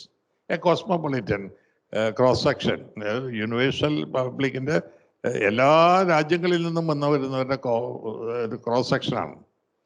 അവിടെയാണ് റേ അടക്കമുള്ള ഒരു അത്ഭുതത്തോടെ എന്തായിരിക്കും പിന്നെ ഈ ഭാഷയ്ക്ക് അതീതമായി ഈ സിനിമയിലേക്ക് ആളുകളെ ആകർഷിച്ചത്? The answer was very simple. He should thank his first teacher. കുട്ടികളുടെ മനസ്സുകൊണ്ടാണ് ഇത് കണ്ടത്. ഇപ്പൊ ഞാനോ നിങ്ങളോ നമ്മുടെ ജീവിതത്തിൽ അനുഭവപ്രാപ്യമായിട്ടില്ലെങ്കിലും എവിടെയെങ്കിലും ആദ്യമായി ഒരു ട്രെയിൻ കാണുമ്പോൾ അനുഭവിച്ചിരിക്കാമായിരുന്ന ഒരു എക്സൈറ്റ്മെന്റ് നമുക്ക് സങ്കല്പിക്കാൻ കഴിയും. ആ ടെലിഫോൺ പോസ്റ്റിൽ നമുക്ക് പോയി കാതോർത്ത് വെക്കാൻ തോന്നിയിട്ടില്ലെങ്കിലും നമുക്ക് മുമ്പ് ആരെങ്കിലും അവിടെ പോയി കാതോർത്ത് വെച്ചപ്പോൾ അവരനുഭവിച്ചിരിക്കാവുന്ന ഒരു പ്രത്യേകതരം എക്സ്പീരിയൻസ് ഉണ്ടല്ലോ. ആ പുൽനാമ്പുകൾ വന്ന് ഉമ്മ വയ്ക്കുമ്പോൾ ഇപ്പോഴും നമ്മുടെ പെരിങ്ങൽ കുത്ത് കഴിഞ്ഞിട്ട് ആ വഴിക്ക് കുമളിയിലേക്ക് പോകുമ്പോൾ അതേ ഹൈറ്റിലുള്ള പുൽനാമ്പുകൾ വളർന്നു നിൽക്കുന്നതിൻ്റെ ഇടയിൽ അവിടെ എത്തുമ്പോൾ കാറ് നിർത്തി ഞാൻ അതിൻ്റെ ഇടയിൽ നടക്കുമായിരുന്നു. അത് വന്ന് നമ്മുടെ മേത്ത് ഉരച്ചുമ്പോഴുള്ള ഒരു സുഖത്തിന് വേണ്ടി. അതും നമ്മൾ എവിടെയൊക്കെയോ കണ്ടതോ അല്ലെങ്കിൽ കാണാൻ നമുക്ക് അവസരം കിട്ടാതെ നമുക്ക് മുമ്പുള്ളവർ കണ്ടതിനെ കുറിച്ച് അസൂയോടുകൂടി നമ്മൾ ഓർക്കുകയോ ചെയ്യുന്ന നൊസ്റ്റാൾജിക് മൊമെന്റ്സ് ആണ്. ഇതിന് രാജ്യത്തിൻ്റെ അതിർത്തിയില്ല, ഭാഷയുടെ അതിർത്തിയില്ല. സാർവലൗകികമായ മനുഷ്യ മനസ്സിൻ്റെ സ്പന്ദനങ്ങളോട് അത് എണ്ണ ചേർന്ന് കിടക്കുന്നു എന്നുള്ളതാണ്. ആ വിധത്തിൽ ഉള്ള ഐഡന്റിഫിക്കേഷനാണ് റേയുടെ ആ സിനിമയെ അത്രയും യൂണിവേഴ്സിറ്റി. അബു ട്രിലോളജിയെ കുറിച്ച് പറയുമ്പോഴും നമ്മൾ ആദരപൂർവ്വം തന്നെ തിരിച്ചറിയേണ്ടത് അതിൽ. അപ്പോൾ അതാണ് അതിനെ ലോകവ്യാപകമായി ശ്രദ്ധയിൽപ്പെടുത്തിയത്. അങ്ങനെ ഇരിക്കുമ്പോൾ ഈ 50 days in 3 theaters, that was a remarkable feat. അപ്പോൾ ബ്രിട്ടീഷ് ഫിലിം ഇൻസ്റ്റിറ്റ്യൂട്ട് സത്യത്രയെ വിളിച്ച് ഒരു സ്ക്രീനിങ് അവിടെ അക്കാഡമിഷ്യൻസിന് വേണ്ടി അനുവദിച്ചു. ആ കൂട്ടത്തിൽ അദ്ദേഹത്തിന് ഒരു ടോക്കും ഇൻട്രാക്ഷനും എല്ലാം കഴിഞ്ഞു വന്നപ്പോൾ അവിടുത്തെ ക്യൂറേറ്റർ വിളിച്ചിട്ട് പറഞ്ഞു, mister Ray, I have a surprise for you. ഇത് ഇങ്ങനൊരു സന്ദർഭം ഉണ്ടാകും എന്ന് എത്രയോ മാസങ്ങൾക്ക് മുമ്പ് ഒരാൾ പ്രവചിച്ചിരുന്നു. ആ പ്രവചനം സത്യമാകുന്നുവെങ്കിൽ നിങ്ങളിവിടെ വിളിക്കണമെന്നും നിങ്ങളെ ആദരിച്ചു കഴിഞ്ഞ ശേഷം പോകുന്നതിന് മുമ്പ് ഇവിടുത്തെ ഫയലിൽ നിന്നും അദ്ദേഹം അന്ന് അയച്ചു തന്നൊരു കുറിപ്പ് ഇവിടെ വന്ന ഡയറിയിൽ എഴുതി വെച്ച കുറിപ്പ് കാണിക്കണമെന്നും പറഞ്ഞിരുന്നു. His name was Jean Renoir. സത്യത്രയുടെ ആദ്യത്തെ റഷസ് കണ്ടിട്ട് ഒരു അക്ഷരം പോലും പറയാതെ കടന്നുപോയ റാങ് റിനോയർ ലണ്ടനിൽ വന്ന് അവിടുത്തെ ഇൻസ്റ്റിറ്റ്യൂട്ടിൻ്റെ ഡയറി താളിൽ എഴുതി വെച്ചത്, I have seen in the horizon of Indian cinema the beginning of a shooting star who would add laurels to world cinema. His name is Satyajith. ഒരു വാക്ക് മുഖേതാവിൽ പ്രശംസ പറഞ്ഞില്ലെങ്കിലും അന്നേ ഒരു പ്രവാചകന്റെ മനസ്സോടെ അദ്ദേഹം എഴുതി വെച്ചിരിക്കുന്നു. അതേ പറയുന്നത് ഒരു അവാർഡിനും അതിൻ്റെ മുകളിലേക്ക് തിളക്കവുമായിട്ട് എന്നെ വന്ന് ആശ്ലേഷിക്കാൻ കഴിഞ്ഞിട്ടില്ല എന്നുള്ളതാണ്. പത്രപഞ്ചയുടെ ഷൂട്ടിങ്ങിൻ്റെ സമയത്ത് റേയുടെ ഭാര്യ ഒരിക്കൽ എഴുതിയൊരു കുറിപ്പ് ഞാൻ വായിക്കാനായിട്ട് വന്നിട്ടുണ്ട്. കാരണം വളരെ അതിലൊരു നൊമ്പരമുണ്ട്, അതോടൊപ്പം തന്നെ ഭയങ്കര ഫണ്ണുമുണ്ട്. അവരുടെ അവശേഷിക്കുന്ന സ്വർണം കൂടി കൊണ്ടുപോയി വിറ്റ് ഷൂട്ടിങ് നടക്കുന്ന സ്ഥലത്തേക്ക് അത് കൊണ്ടുപോയി കൊടുക്കാൻ വേണ്ടി ചെല്ലുകയാണ്. ഈ പൈസ കിട്ടിയിട്ട് വേണം അത്താഴം ഭക്ഷണത്തിനുള്ള മെസ്സിനുള്ള പണം പോലും ഉണ്ടാക്കാൻ. And then she came, handed over the money. അതേ പറഞ്ഞു, ബിജോയ് എനിക്കൊരു സഹായം ചെയ്യണം. ഇനി ഞാൻ എന്ത് ചെയ്യണം? എൻ്റെ കയ്യിൽ കാൽ പണമേടെ തൊണ്ണം പോലും സ്വർണ്ണമല്ല. നേരെ അകത്തേക്ക് വിളിച്ചുകൊണ്ടിട്ട് അവർ നല്ല കോട്ടൺ സാരിയാണ് ഉടുത്തിരുന്നത്. ആ സാരി അവരിൽ നിന്ന് അഴിച്ചു വാങ്ങി, എന്നിട്ട് ആ മുറിക്കകത്തിട്ട് അവരെ പൂട്ടി. കാരണം ഒരു അണ്ടർസ്കർട്ടും ബ്ലൗസും മാത്രമാണ് പിന്നെ ധരിച്ചിരിക്കുന്നത്. ഈ കോട്ടൺ സാരി കൊണ്ടുപോയിട്ട് അദ്ദേഹം ഷൂട്ട് ചെയ്യുന്ന മുറിയിൽ മുകളിലെ ഫാനൊക്കെ തൂക്കാനുള്ള ഹുക്കിൽ കെട്ടിയിട്ട് ഒരു തുണി ഊഞ്ഞാലുണ്ടാക്കി, വെള്ളത്തൊട്ടിൽ ഉണ്ടാക്കുന്ന പോലെ. അതിൽ ക്യാമറാമാനെ ഇരുത്തിയിട്ട് പുള്ളിക്ക് ക്രെയിൻ ഇല്ലാത്തതുകൊണ്ട് ക്രെയിൻ്റെ ഇമ്പാക്റ്റ് കിട്ടുന്ന സ്വിംഗ് ഷോട്ട് എടുക്കണമായിരുന്നു. അതിന് മറ്റെല്ലാവരും വേറെ വേഷങ്ങളാണ് ധരിച്ചിരിക്കുന്നത്. തൂക്കിയാൽ പൊട്ടില്ലെന്ന് ഉറപ്പുള്ള സാരി ധരിച്ച് വന്നത് ഇദ്ദേഹത്തിൻ്റെ ഭാര്യയായി. അങ്ങനെ വരെയാണ് അദ്ദേഹം അത് ചിത്രീകരിച്ചത്. അപ്പോഴും അതിൻ്റെ ഫിനിഷിംഗ് ഘട്ടമെത്തുമ്പോൾ പണം തികയുന്നില്ല. അച്ഛൻ്റെ വലിയ സുഹൃത്തായിരുന്നു doctor BC Roy, then chief minister of Bengal. അദ്ദേഹം പറഞ്ഞു, സിനിമയെ സാമ്പത്തിക സഹായം നൽകാൻ film is not recognised as an industry. അപ്പൊ ഈ വിഭൂതിഭൂഷന്റെ നോവലല്ലേ, റൂറൽ ബാക്ക്ഡ്രോപ്പ് അല്ലേ. ഇറിഗേഷൻ എന്ന് പറയുന്ന ഒരു ജലസേചന പദ്ധതി ഈ പഞ്ചവത്സര പദ്ധതിയുടെ ഭാഗമായിട്ട് പോപ്പുലറൈസ് ചെയ്യാൻ വേണ്ടി ഗവൺമെൻറ് ഒരുപാട് എഫർട്ട് എടുക്കുന്നുണ്ട്. താനേ എടുക്കുന്ന കൂട്ടത്തിൽ എവിടെയെങ്കിലും ഒരു ചിറ കെട്ടുന്നതായിട്ട് ആണ്, ഒരു മിനിയേച്ചർ ഡാം കെട്ടുന്നതായിട്ട് ഒരു വിഷ്വൽ ഉണ്ടാക്കിയും അതിൻ്റെ പണി നടക്കുന്നു. അത് കഴിഞ്ഞ് വെള്ളം ഇങ്ങനെ ഒഴുകി പോന്നിട്ട് ചെടികളെ നനയ്ക്കുന്നു എന്ന് പറയുന്ന 2 ഷോട്ട് എങ്ങനെയെങ്കിലും ഇവിടുത്തേലൊന്ന് ചേർത്താൽ ഇറിഗേഷണൽ സ്കീമിനെ പോപ്പുലറൈസ് ചെയ്യാൻ വേണ്ടി കൂടി എടുക്കുന്ന സിനിമയാണെന്ന് പറഞ്ഞു. സത്യത്തിൽ റെഡിലി അഗ്രീഡ്. അങ്ങനെ അതിന് സർക്കാർ ഫണ്ട് കൊടുത്തത് ഇറിഗേഷൻ പോപ്പുലേഷന് വേണ്ടി അല്ല, പ്രചരണത്തിന് വേണ്ടിയുള്ള സിനിമ എന്നുള്ള നിലയിലാണ്. പക്ഷേ സത്യത്തിലെ ബിസിറോയ് പറഞ്ഞ he never kept his promise. He didn't even shoot those visuals എന്നാണ്. സത്യത്തിലെ പറഞ്ഞ ആർട്ട് എന്താണോ വിശുദ്ധമായ ലക്ഷ്യമാക്കുന്നത് അതിലെത്തിപ്പെടുന്നതിന് വേണ്ടി അല്പം കള്ളമൊക്കെ ചെയ്യാനുള്ള സ്വാതന്ത്ര്യം ഉണ്ടെന്നാണ്. Anyway, that is the way Pather Panchali ലോക സിനിമയിലേക്ക് എത്തിപ്പെട്ടത്. ഈ എത്തിപ്പെടുക എന്ന് പറയുന്നതിൽ തന്നെ ഈ കുട്ടികളുടെ മനസ്സുകൊണ്ട് വലിയവരുടെ വലിയ ലോകത്തെ ആവാഹിച്ചെടുക്കാൻ വേണ്ടി അദ്ദേഹത്തിൻ്റെ ഫിലിം മൈൻഡ് നടത്തുന്ന ഒരു എന്താണ് പറയുക, ഒരു പ്രോസസ്സ് ഉണ്ട്. അതൊരു അതാണ് സത്യത്തിലയുടെ എക്കാലത്തെയും ഉള്ള ഒരു വലിയ ട്രംപ് കാർഡായിട്ടുണ്ടായിരുന്നത്. സത്യത്തിലെ 2-3 തവണ അദ്ദേഹത്തെ കാണാൻ എനിക്ക് ഭാഗ്യമുണ്ടായിട്ടുണ്ട്. ഞാൻ കൽക്കട്ടയിൽ ഒരു വർഷം പഠിക്കാനിട വന്നിരുന്നു. അവിടെ we were staying in Lake Terrace Road. അവിടുന്ന് 3 വഴി റോഡ് കഴിഞ്ഞ 4ാമത്തെ പാരലൽ ലൈനാണ് ദക്കോറിയ ലേക്കിൻ്റെ അടുത്ത് റാഷ് ബിഹാരി അവന്യൂവിനോട് ചേർന്ന് Lake Temple Road. He use to live in Lake Temple. ദിവസവും രാവിലെ സ്ഥലത്തുള്ളപ്പോൾ നല്ല എപ്പോഴും 6 അടി 3 ഇഞ്ച് ഹൈറ്റ് ഉണ്ട് അദ്ദേഹത്തിന്. ഈ വസൂരിക്കുത്ത് വന്നതിൻ്റെ ഹാർഷായ പാടുകൾ മുഖത്ത്, ഇരുനിറമുള്ള മുഖത്ത് പൈപ്പാണ് വലിക്കുക. വെള്ള ജുബയും വെള്ള പൈജാമാസുമാണ് ധരിച്ചുകൊണ്ട് ഇങ്ങനെ നടക്കുക. അങ്ങനെ നടന്ന് ഇങ്ങനെ ആജാനുബാഹുവായ മനുഷ്യൻ പോകുമ്പോൾ ആ നാട്ടുകാർ മുഴുവൻ നമ്മുടെ ബംഗാളിൻ്റെ അഭിമാനം ഇതാ നടന്നു പോകുന്നു എന്ന ആദരവോടെ ഇദ്ദേഹത്തെ നോക്കി വിഷ് ചെയ്യുമായിരുന്നു. അത് തലയുടെ ഒരു നോടിക്കൊണ്ട് അത് അക്നോളജ് ചെയ്തിട്ട് അദ്ദേഹം നടന്നു. വളരെ പരിചയമുള്ള ആരെങ്കിലും വന്നു കഴിഞ്ഞാൽ അദ്ദേഹം ചിരിക്കുകയോ ഒരു വാക്ക് പറയുകയോ ചെയ്യും. ഞാനവിടെ ഈ എഴുന്നള്ളത്തിനെ കുറിച്ച് അറിയാൻ ഇടവന്ന അന്ന് തൊട്ട് 6-നും 6:15-നും ഇടയ്ക്കാണ് അദ്ദേഹത്തിൻ്റെ ഈ എഴുന്നള്ളത്തുള്ളത്. ദിവസവും കൃത്യം 6 മണിക്ക് എൻ്റെ അവിടെ നിന്ന് 100 വരെ നടന്നാൽ ഉള്ള വഴി കൂടെയാണ് അദ്ദേഹം നടക്കാൻ പോവുക. ഞാൻ അവിടെ ചെന്നിരിക്കും. അപ്പം ഞാൻ ഒറ്റയ്ക്ക് അവിടെ പോയി നിൽക്കുന്നതിൻ്റെ ബുദ്ധിമുട്ട് ഒഴിവാക്കാൻ വേണ്ടി, ഇന്ന് ജ്യേഷ്ഠൻ്റെ മകൾക്ക് 4 വയസ്സേ ഉള്ളൂ. ജ്യേഷ്ഠൻ്റെ കൂടെയാണ് ഞാൻ താമസിക്കുന്നത്. അവളെ വിളിച്ചെഴുന്നേൽപ്പിച്ച് രാവിലെ മോർണിംഗ് വാക്കിന് പോകുന്നത് നല്ലതാണ്, ഫ്രഷ് എയർ ബ്രീത്ത് ചെയ്യാന്നൊക്കെ കള്ളം പറഞ്ഞു അവിടം വരെ പോയി നിൽക്കും. അപ്പം സത്യത്തിന് നമ്മുടെ മുമ്പിൽ കൂടെ ഇങ്ങനെ നടന്നു പോകും. ഇടിച്ചു കയറി സംസാരിക്കണം എന്നൊക്കെ ആഗ്രഹമുണ്ട്. എന്താണ് എനിക്ക് പറയാനുള്ളത്?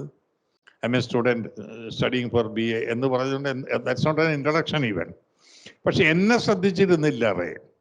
3-4 വയസ്സായൊരു കുട്ടി കഴിഞ്ഞ കുറേ ആഴ്ചകളായി താൻ എപ്പോഴൊക്കെ ഇതിലെ പോകുന്നു അപ്പോഴെല്ലാം പുലർച്ചയ്ക്ക് 6-6:15 മണിക്ക് അവിടെ വന്ന് ഇങ്ങനെ വിടർന്ന കണ്ണുകളോടെ കാഴ്ച കാണുന്ന കൂട്ടത്തിൽ ഒരു വലിയ കാഴ്ചയായിട്ട് തന്നെയും കാണുന്നു. ഏതോ ഒരു ദിവസം അദ്ദേഹം അതിലെ പോയപ്പോൾ മോളുടെ മുഖത്ത് നോക്കി ചിരിച്ചു. അപ്പോൾ അവളും നിഷ്കളങ്കമായി ചിരിച്ചു. വീണ്ടും സത്യത്തിലയുടെ മനസ്സ് കുട്ടികളോട് കമ്മ്യൂണിക്കേറ്റ് ചെയ്യുന്നു. അടുത്ത് വന്ന് ഇവളുടെ കവിളത്തൊന്ന് തലോടി, ഇവളോട് പേര് ചോദിച്ചു. ഇവള് പേര് പറഞ്ഞു. നെറുകയിൽ കൈവച്ചെന്ന് അനുഗ്രഹിച്ചിട്ട് കടന്നുപോയി. അന്ന് എനിക്ക് ആ കൊച്ചിനോട് തോന്നിയൊരു അസൂയുണ്ടല്ലോ. കാരണം ആ വിരല് ഞാൻ പിന്നെ ആരും കാണാതെ അവളുടെ നെറുകയിൽ ഉമ്മ വയ്ക്കുക മാത്രമേ എനിക്ക് പറ്റുമായിരുന്നുണ്ട്. ഒരിക്കലും അദ്ദേഹം താമസിക്കുന്ന ഫ്ലാറ്റിൽ ഞാൻ പോയിട്ടുണ്ട്. 3 നില ഫ്ലാറ്റാണ്. അതിൻ്റെ ഏറ്റവും മുകളിൽ അദ്ദേഹത്തിൻ്റെ കമ്പോസിങ് റൂമാണ്. പിയാനോ വെച്ചിട്ട് അദ്ദേഹം മ്യൂസിക് ചെയ്യുന്നു.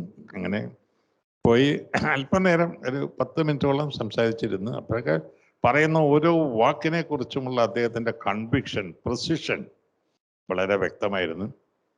അവസാനമായിട്ട് കണ്ടത് നമ്മുടെ മദ്രാസിലെ ടെക്നീഷ്യൻസ് ഗിൽഡിൻ്റെ ഒരു ചടങ്ങിൽ അദ്ദേഹം അതിഥിയായിട്ട് വന്നപ്പോൾ ഫിലിം മേക്കേഴ്സിൻ്റെ ചോദ്യങ്ങൾക്കും ഉത്തരം പറഞ്ഞുകൊണ്ട് നിൽക്കുന്ന അവസ്ഥയിലാണ്. ഏത് ആൾക്കൂട്ടത്തിൽ നിന്നാലും ഹി കുഡ് സ്റ്റാൻഡ് ഔട്ട്. അദ്ദേഹത്തെക്കുറിച്ച് അന്തരിച്ച പ്രധാനമന്ത്രി ഇന്ദിരാഗാന്ധിയും നർഗീസ് എന്ന അനുഗ്രഹീത നടിയും എല്ലാം ഒരുപാട് പരാതികൾ ഉന്നയിച്ചിരുന്നു. ഇന്ത്യയിലെ പോവർട്ടി വിറ്റാണ് അദ്ദേഹം ആളാകുന്നതെന്ന്.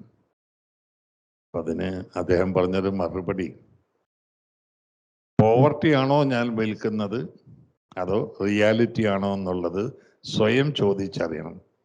If this is poverty, let them eradicate poverty from the reality എന്നാണ് മറുപടി പറഞ്ഞത്. അതേപോലെ ഇപ്പോൾ ഞാനൊരു ഏതാനും ഒരു 1.5 വർഷങ്ങൾക്ക് മുമ്പ് ഞാനൊന്ന് ഈ കൊറോണ ആരംഭിക്കുന്നതിന് മുമ്പ് കൽക്കട്ടയിൽ ഒരു ടോക്കിന് പോയിരുന്നപ്പോൾ അവിടുത്തെ ക്യാമ്പസിലുള്ള കുറേ യങ്സ്റ്റേഴ്സുമായിട്ട് മീറ്റ് ചെയ്ത് കഴിഞ്ഞപ്പോൾ അവർ പറയുന്നത് റേ ബംഗാളിൻ്റെ അഭിമാനമാണ്, നോ ഡൗട്ട്.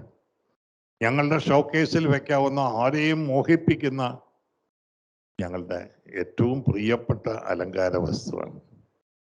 പക്ഷെ അദ്ദേഹം ഞങ്ങളുടെ പൂമുഖത്ത്, ഞങ്ങളുടെ കോലായിൽ, ഞങ്ങളുടെ സ്വീകരണ മുറിയിൽ, ഞങ്ങളുടെ മ്യൂസിക് റൂമിൽ, ഞങ്ങളുടെ ബെഡ്റൂമിൽ അവിടം വരെ കടന്നു വന്നുള്ളൂ. ഞങ്ങളുടെ അദ്ദേഹത്തിൻ്റെ കാലഘട്ടത്തിൽ ഈ മണ്ണിൽ ഞങ്ങളുടെ പിതാമഹന്മാരുടെ ചോര വീണ് ഉറഞ്ഞു കിടന്നിരുന്നു. കമ്മ്യൂണൽ റയറ്റിൻ്റെയും പാർട്ടീഷൻ്റെയും നാളുകളിൽ ബംഗാളിൻ്റെ മണ്ണിൽ മനുഷ്യൻ പെടഞ്ഞു വീണ് മരിച്ച് കത്തിച്ചാമ്പലായി. ആ മണ്ണിൻ്റെ വേദന അറിച്ചുകൊണ്ട് റേ ഒരു പടം പോലും എടുത്തില്ല. And Ray had an answer through his films. ഇന്ത്യയും പാകിസ്ഥാനും തമ്മിലുള്ള പാർട്ടീഷനല്ല, മനുഷ്യനും മനുഷ്യൻ തമ്മിലുള്ള പാർട്ടീഷനായിരുന്നു എൻ്റെ വിഷയം. വിശ്വമാനവികതയുടെ കഥകളാണ് റേ പറഞ്ഞത്. ഈ മണ്ണിൽ വീണ ചോരയുടെ കഥ പറഞ്ഞത് കൊണ്ട് ഋത്വിക് അവർ അവരുടെ സംവിധായകനായി കാണുന്നത്. ഇദ്ദേഹത്തെ കാണുന്നത് ഇദ്ദേഹം ലോകത്തിൻ്റെ സംവിധായകനാണ്. ഇദ്ദേഹത്തെ നിന്ദിക്കുവാനുള്ള ശ്രമത്തിന് ഏറ്റവും വ്യക്തമായ മറുപടി പറഞ്ഞത് അകിര കുറസോവയാണ്. Denying Satyajit Ray his greatness, അത് ലോകത്തിലെ അത്ഭുതങ്ങളെ അവയുടെ അത്ഭുതത്വത്തിൽ നിന്ന് മാറ്റിക്കളയുന്നതിന് തുല്യമാണ്. ലോകത്തിൽ എത്ര അത്ഭുതങ്ങളുണ്ടോ അക്കൂട്ടത്തിലൊരു അത്ഭുതമാണ് ഈ മനുഷ്യൻ. സിനിമ പഠിക്കാതെ സിനിമയ്ക്ക് വ്യാകരണം എഴുതിക്കൊണ്ട് തലമുറകളെ തൻ്റെ കൂടെ നടത്താൻ ഞാൻ അടക്കം അദ്ദേഹത്തിൽ നിന്ന് പഠിക്കാൻ ആഗ്രഹിക്കുന്നു. അതിനെ നിന്ദിക്കുക എന്ന് പറയുന്ന പാരമ്പര്യത്തെ നിന്ദിക്കുന്നതിന് തുല്യമാണ് എന്ന് അദ്ദേഹത്തെ ജസ്റ്റിഫൈ ചെയ്തുകൊണ്ട് ഒരു വലിയ എന്താ പറയുക പ്രതിരോധത്തിന് മുന്നോട്ട് വന്നത് ലോകം കണ്ട ഏറ്റവും വലിയ ഫിലിം മേക്കറായ അകിര കുറസോവയാണ്. അതുകൊണ്ട് റേ ഒരിക്കലും പഠിച്ചാൽ തീരുന്ന പാഠമല്ല. ഓരോ തവണയും നമ്മൾ സത്യത്തിലുള്ള ഓരോ പടത്തിലൂടെ സഞ്ചരിക്കുമ്പോഴും you are finding newer and newer dimensions in that. അതൊരു എല്ലാവർക്കും സാധ്യമാകുന്ന ഒന്നല്ല. ഒരു കലാസൃഷ്ടി അത് ശ്രേഷ്ഠമാണെന്ന് നമ്മൾ എപ്പോഴാണ് വിധി എഴുതുക? അത് കാണുന്നതിനും അനുഭവിക്കുന്നതിനും മുമ്പുള്ള നമ്മുടെ മാനസികാവസ്ഥയും കണ്ടു കഴിഞ്ഞുള്ള നമ്മുടെ മാനസികാവസ്ഥയും തമ്മിൽ എന്ത് അകലമുണ്ടെന്നുള്ളതിനെ ആശ്രയിച്ച്. If there is absolutely no difference, you are wasting your time. നമ്മൾ ഉത്ബോധിപ്പിക്കുകയും സന്ദേശങ്ങൾ നൽകുകയും ഒന്നും ചെയ്യണമെന്നില്ല, ചിരിപ്പിച്ചാൽ മതി. അറേ അങ്ങനെ ചിരിപ്പിക്കാൻ മിടുക്കനായിരുന്നില്ല. പക്ഷെ ചിരിപ്പിക്കുക എന്ന് പറഞ്ഞാൽ നിഷ്കളങ്കമായ ചിരി മാത്രം ഉദിപ്പിച്ചുകൊണ്ടാണ് ഒരു മനുഷ്യൻ ഇവിടെ സിനിമ ഉണ്ടാക്കിപ്പോയത്. ആ മനുഷ്യൻ ഇന്നും ലോക സിനിമയിലെ ഏറ്റവും മികച്ച 10 ചലച്ചിത്രകാരന്മാരുടെ പേരെഴുതിയാൽ അതിൽ 5-ൽ താഴെ സ്ഥാനത്തിലേക്ക് പോകാത്ത ഒരാളാണ്. His name is Charlie Chaplin. പക്ഷെ വെറും ചിരിയല്ല പുള്ളി ചിരിപ്പിച്ചത്. പഴത്തലി ചവിട്ടുമ്പോൾ വീഴുന്ന ചിരിയല്ല. ചിരിച്ച് മണ്ണ് കപ്പിയിട്ട് മെല്ലെ ആ മനുഷ്യന്റെ കണ്ണിന്റെ ക്ലോസപ്പിലേക്ക് നമ്മൾ ചെല്ലുമ്പോൾ അവിടെ ഉറഞ്ഞുകൂടിയ ഒരു തുള്ളി കണ്ണീരിൽ മനുഷ്യാവസ്ഥകളുടെ സമസ്ത ദുഃഖവും ദുരന്തവും ദൈന്യതയും പൊടിഞ്ഞു നിൽക്കുന്ന നമുക്ക്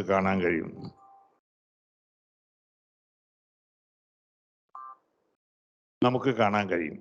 അപ്പോൾ ദുഃഖവും നർമ്മവും ചേർന്ന് പോയാൽ അത് ഫിലോസഫിക്കൽ ഔട്ട്ലുക്ക് ഉണ്ടാകുന്നു എന്ന് പഠിപ്പിച്ചു തന്നു ചാർലി ചാപ്ലിൻ.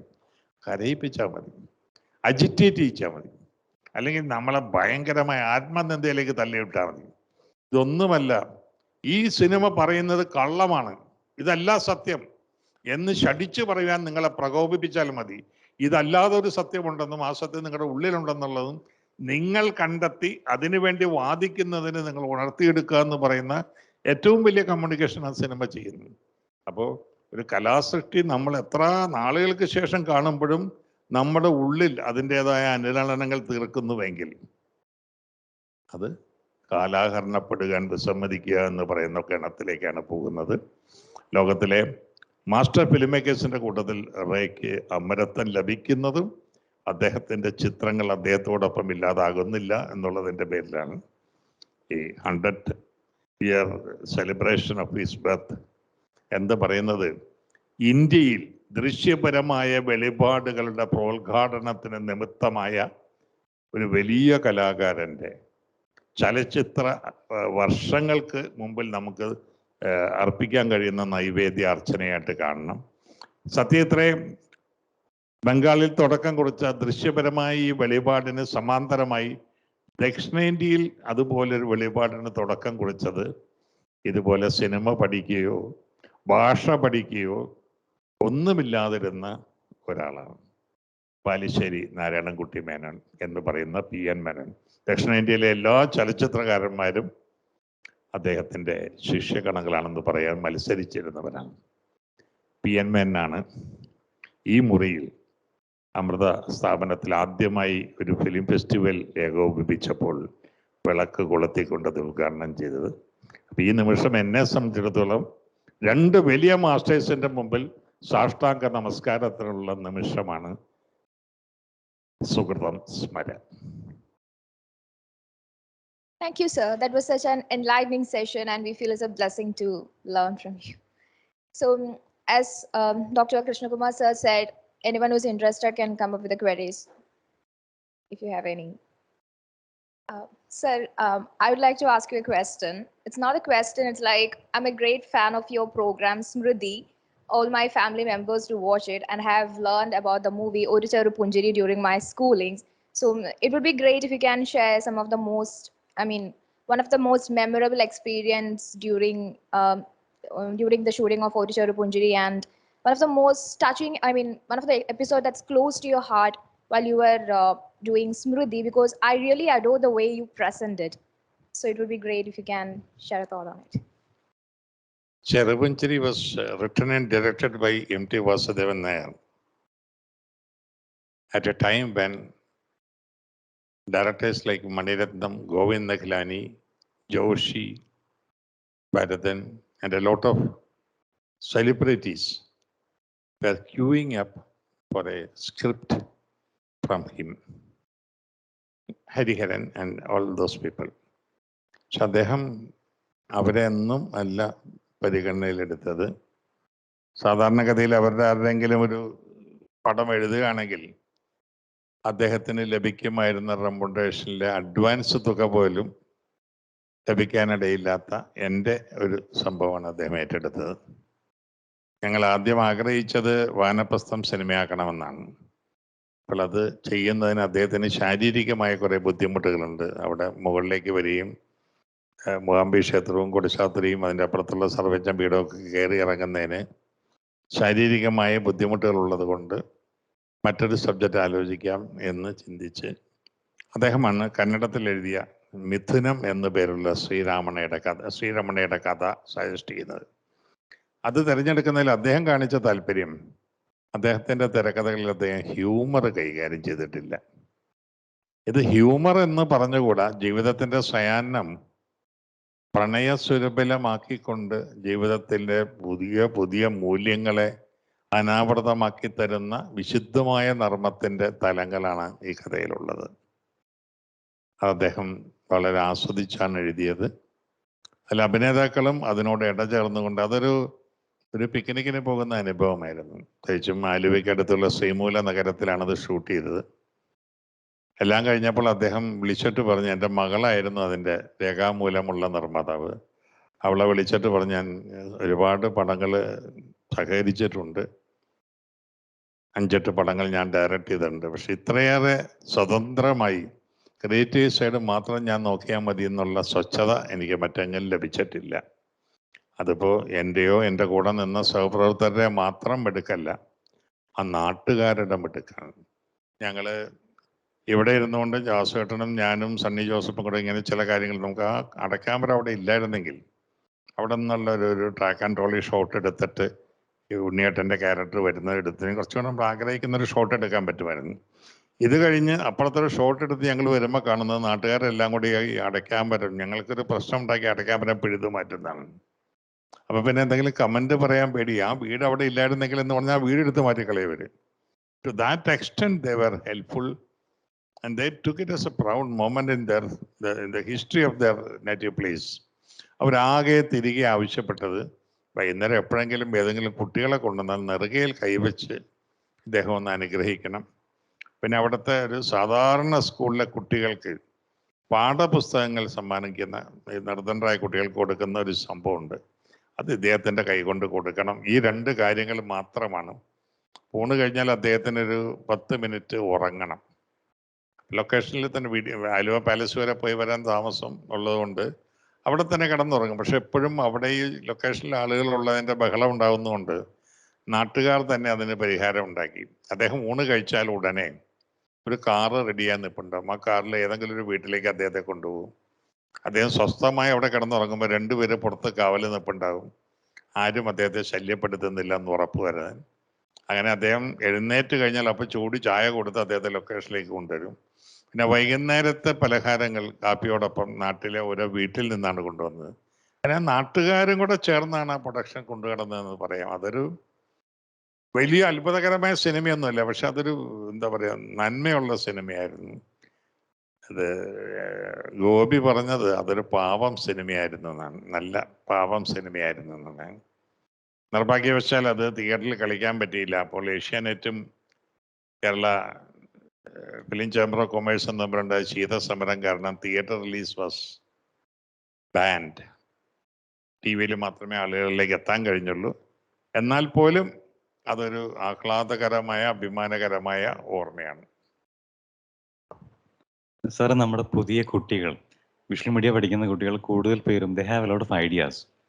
ബട്ട് ഞാൻ ഒബ്സർവ് ചെയ്തൊരു കാര്യം, most of them find it very difficult to convey effectively the ideas to outsiders. സാറിൻ്റെ കഥ പറയുന്ന രീതി, ഒരു പുതിയ മഴ പെയ്ത് അത് അനുഭവിക്കുന്ന രീതിയാണ് നമുക്ക് തോന്നിയത്. അതുപോലെ കഥ പറയാൻ ശ്രമിക്കുന്ന കുട്ടികൾക്ക് സാറിന് എന്തെങ്കിലും ഉപദേശം കൊടുക്കാനുണ്ട്? കഥ പറയുക എന്ന് പറയുന്നത് കഥ പറയാതിരിക്കുന്നതിന് തുല്യമാണ്. കഥ ഷെയർ ചെയ്യാനേ പാടുള്ളൂ. പറയുമ്പോൾ ഒരു ജനറേഷൻ ലോസ് അതിലുണ്ട്. പിന്നെ ഒരു കഥ മനസ്സിൽ നിന്നെടുത്താണ് പറയുന്നത്. മനസ്സിൽ പൂർണ്ണമായും എഴുതി കഴിഞ്ഞൊരു കഥ നിങ്ങൾ പറയുമ്പോൾ, ഇപ്പോൾ എൻ്റെ സ്മൃതി പരിപാടി എന്തുകൊണ്ടാണ് അതൊരു കാണുന്നവരുമായിട്ടൊരു ഇഴയടുപ്പം ഉണ്ടാകുന്നതെന്ന് വെച്ചാൽ, I don't have A written script. ഒരു വരി പോലും എഴുതി വെച്ചത് എൻ്റെ കയ്യിലില്ല. അത് ആ മൊമെൻറ്റിൽ, അപ്പോഴത്തെ ഇമ്പൾസിൽ ഉള്ളിൽ നിന്ന് വരുന്നത് ഞാൻ പറയുന്നതാണ്. ഞാൻ റെഫർ ചെയ്യുന്നില്ല എന്ന് പറയുന്നില്ല. ഒരു പക്ഷേ ഇപ്പം തന്നെ ഉപേന്ദ്ര കിഷോർ ചൗധരി, കിഷോറാണോ അല്ലെന്നുള്ളത് ചിലപ്പോൾ സംശയം വരാം, തെറ്റിച്ച് പറയാതിരിക്കാൻ വേണ്ടി അങ്ങനെ ചില വളരെ പ്രധാനപ്പെട്ട 1-2 വാക്കുകൾ കുറിച്ച് വെച്ചിട്ടുണ്ടാകും. പക്ഷേ ഈ മനുഷ്യനെ കുറിച്ച് പറയാനുള്ളത് എന്തെന്നുള്ളത് എനിക്കറിയാമെങ്കിലേ ഞാൻ പറയുള്ളൂ. അതുപോലെ എൻ്റെ മനസ്സിൽ നിന്ന് പറയാൻ പാകത്തിന് കഥ ഒന്ന് വിളങ്ങി വന്നു കഴിഞ്ഞ ശേഷം ഞാൻ മനസ്സിൽ നിന്ന് എടുത്ത് പറയുമ്പോൾ അതിൽ വലിച്ചിലുണ്ടാവില്ല. മറ്റേ ഞാൻ അവിടെ നിർത്തിയിട്ട് പിന്നെ അതാണോ ആദ്യം പറഞ്ഞതെന്ന് ഞാൻ ആലോചിക്കുന്ന സമയം കേട്ടുകൊണ്ടിരിക്കുന്ന ആളെ അതിൻ്റെ പിടിയിൽ നിന്ന് പതുക്കെ അകറ്റിക്കളയും. സോ സ്പോണ്ടേനിയസ് ആയിട്ട് നമ്മുടെ ഉള്ളിൽ നിന്ന് എടുത്ത് കഥ പറയും. അതിന് വലിയൊരു അപകടമുണ്ട്. നമ്മൾ പറയുമ്പോൾ ആ സമയത്ത് ഉണർന്നു വരുന്ന, അതിനു മുമ്പ് മറ്റാരോടെങ്കിലും പറഞ്ഞപ്പോൾ ഇല്ലാതിരുന്ന ചില തൊങ്ങലുകൾ ഇതിൻ്റെ കൂടെ ചേർന്ന് വരും. The story evolves as you keep on narrating it to different people.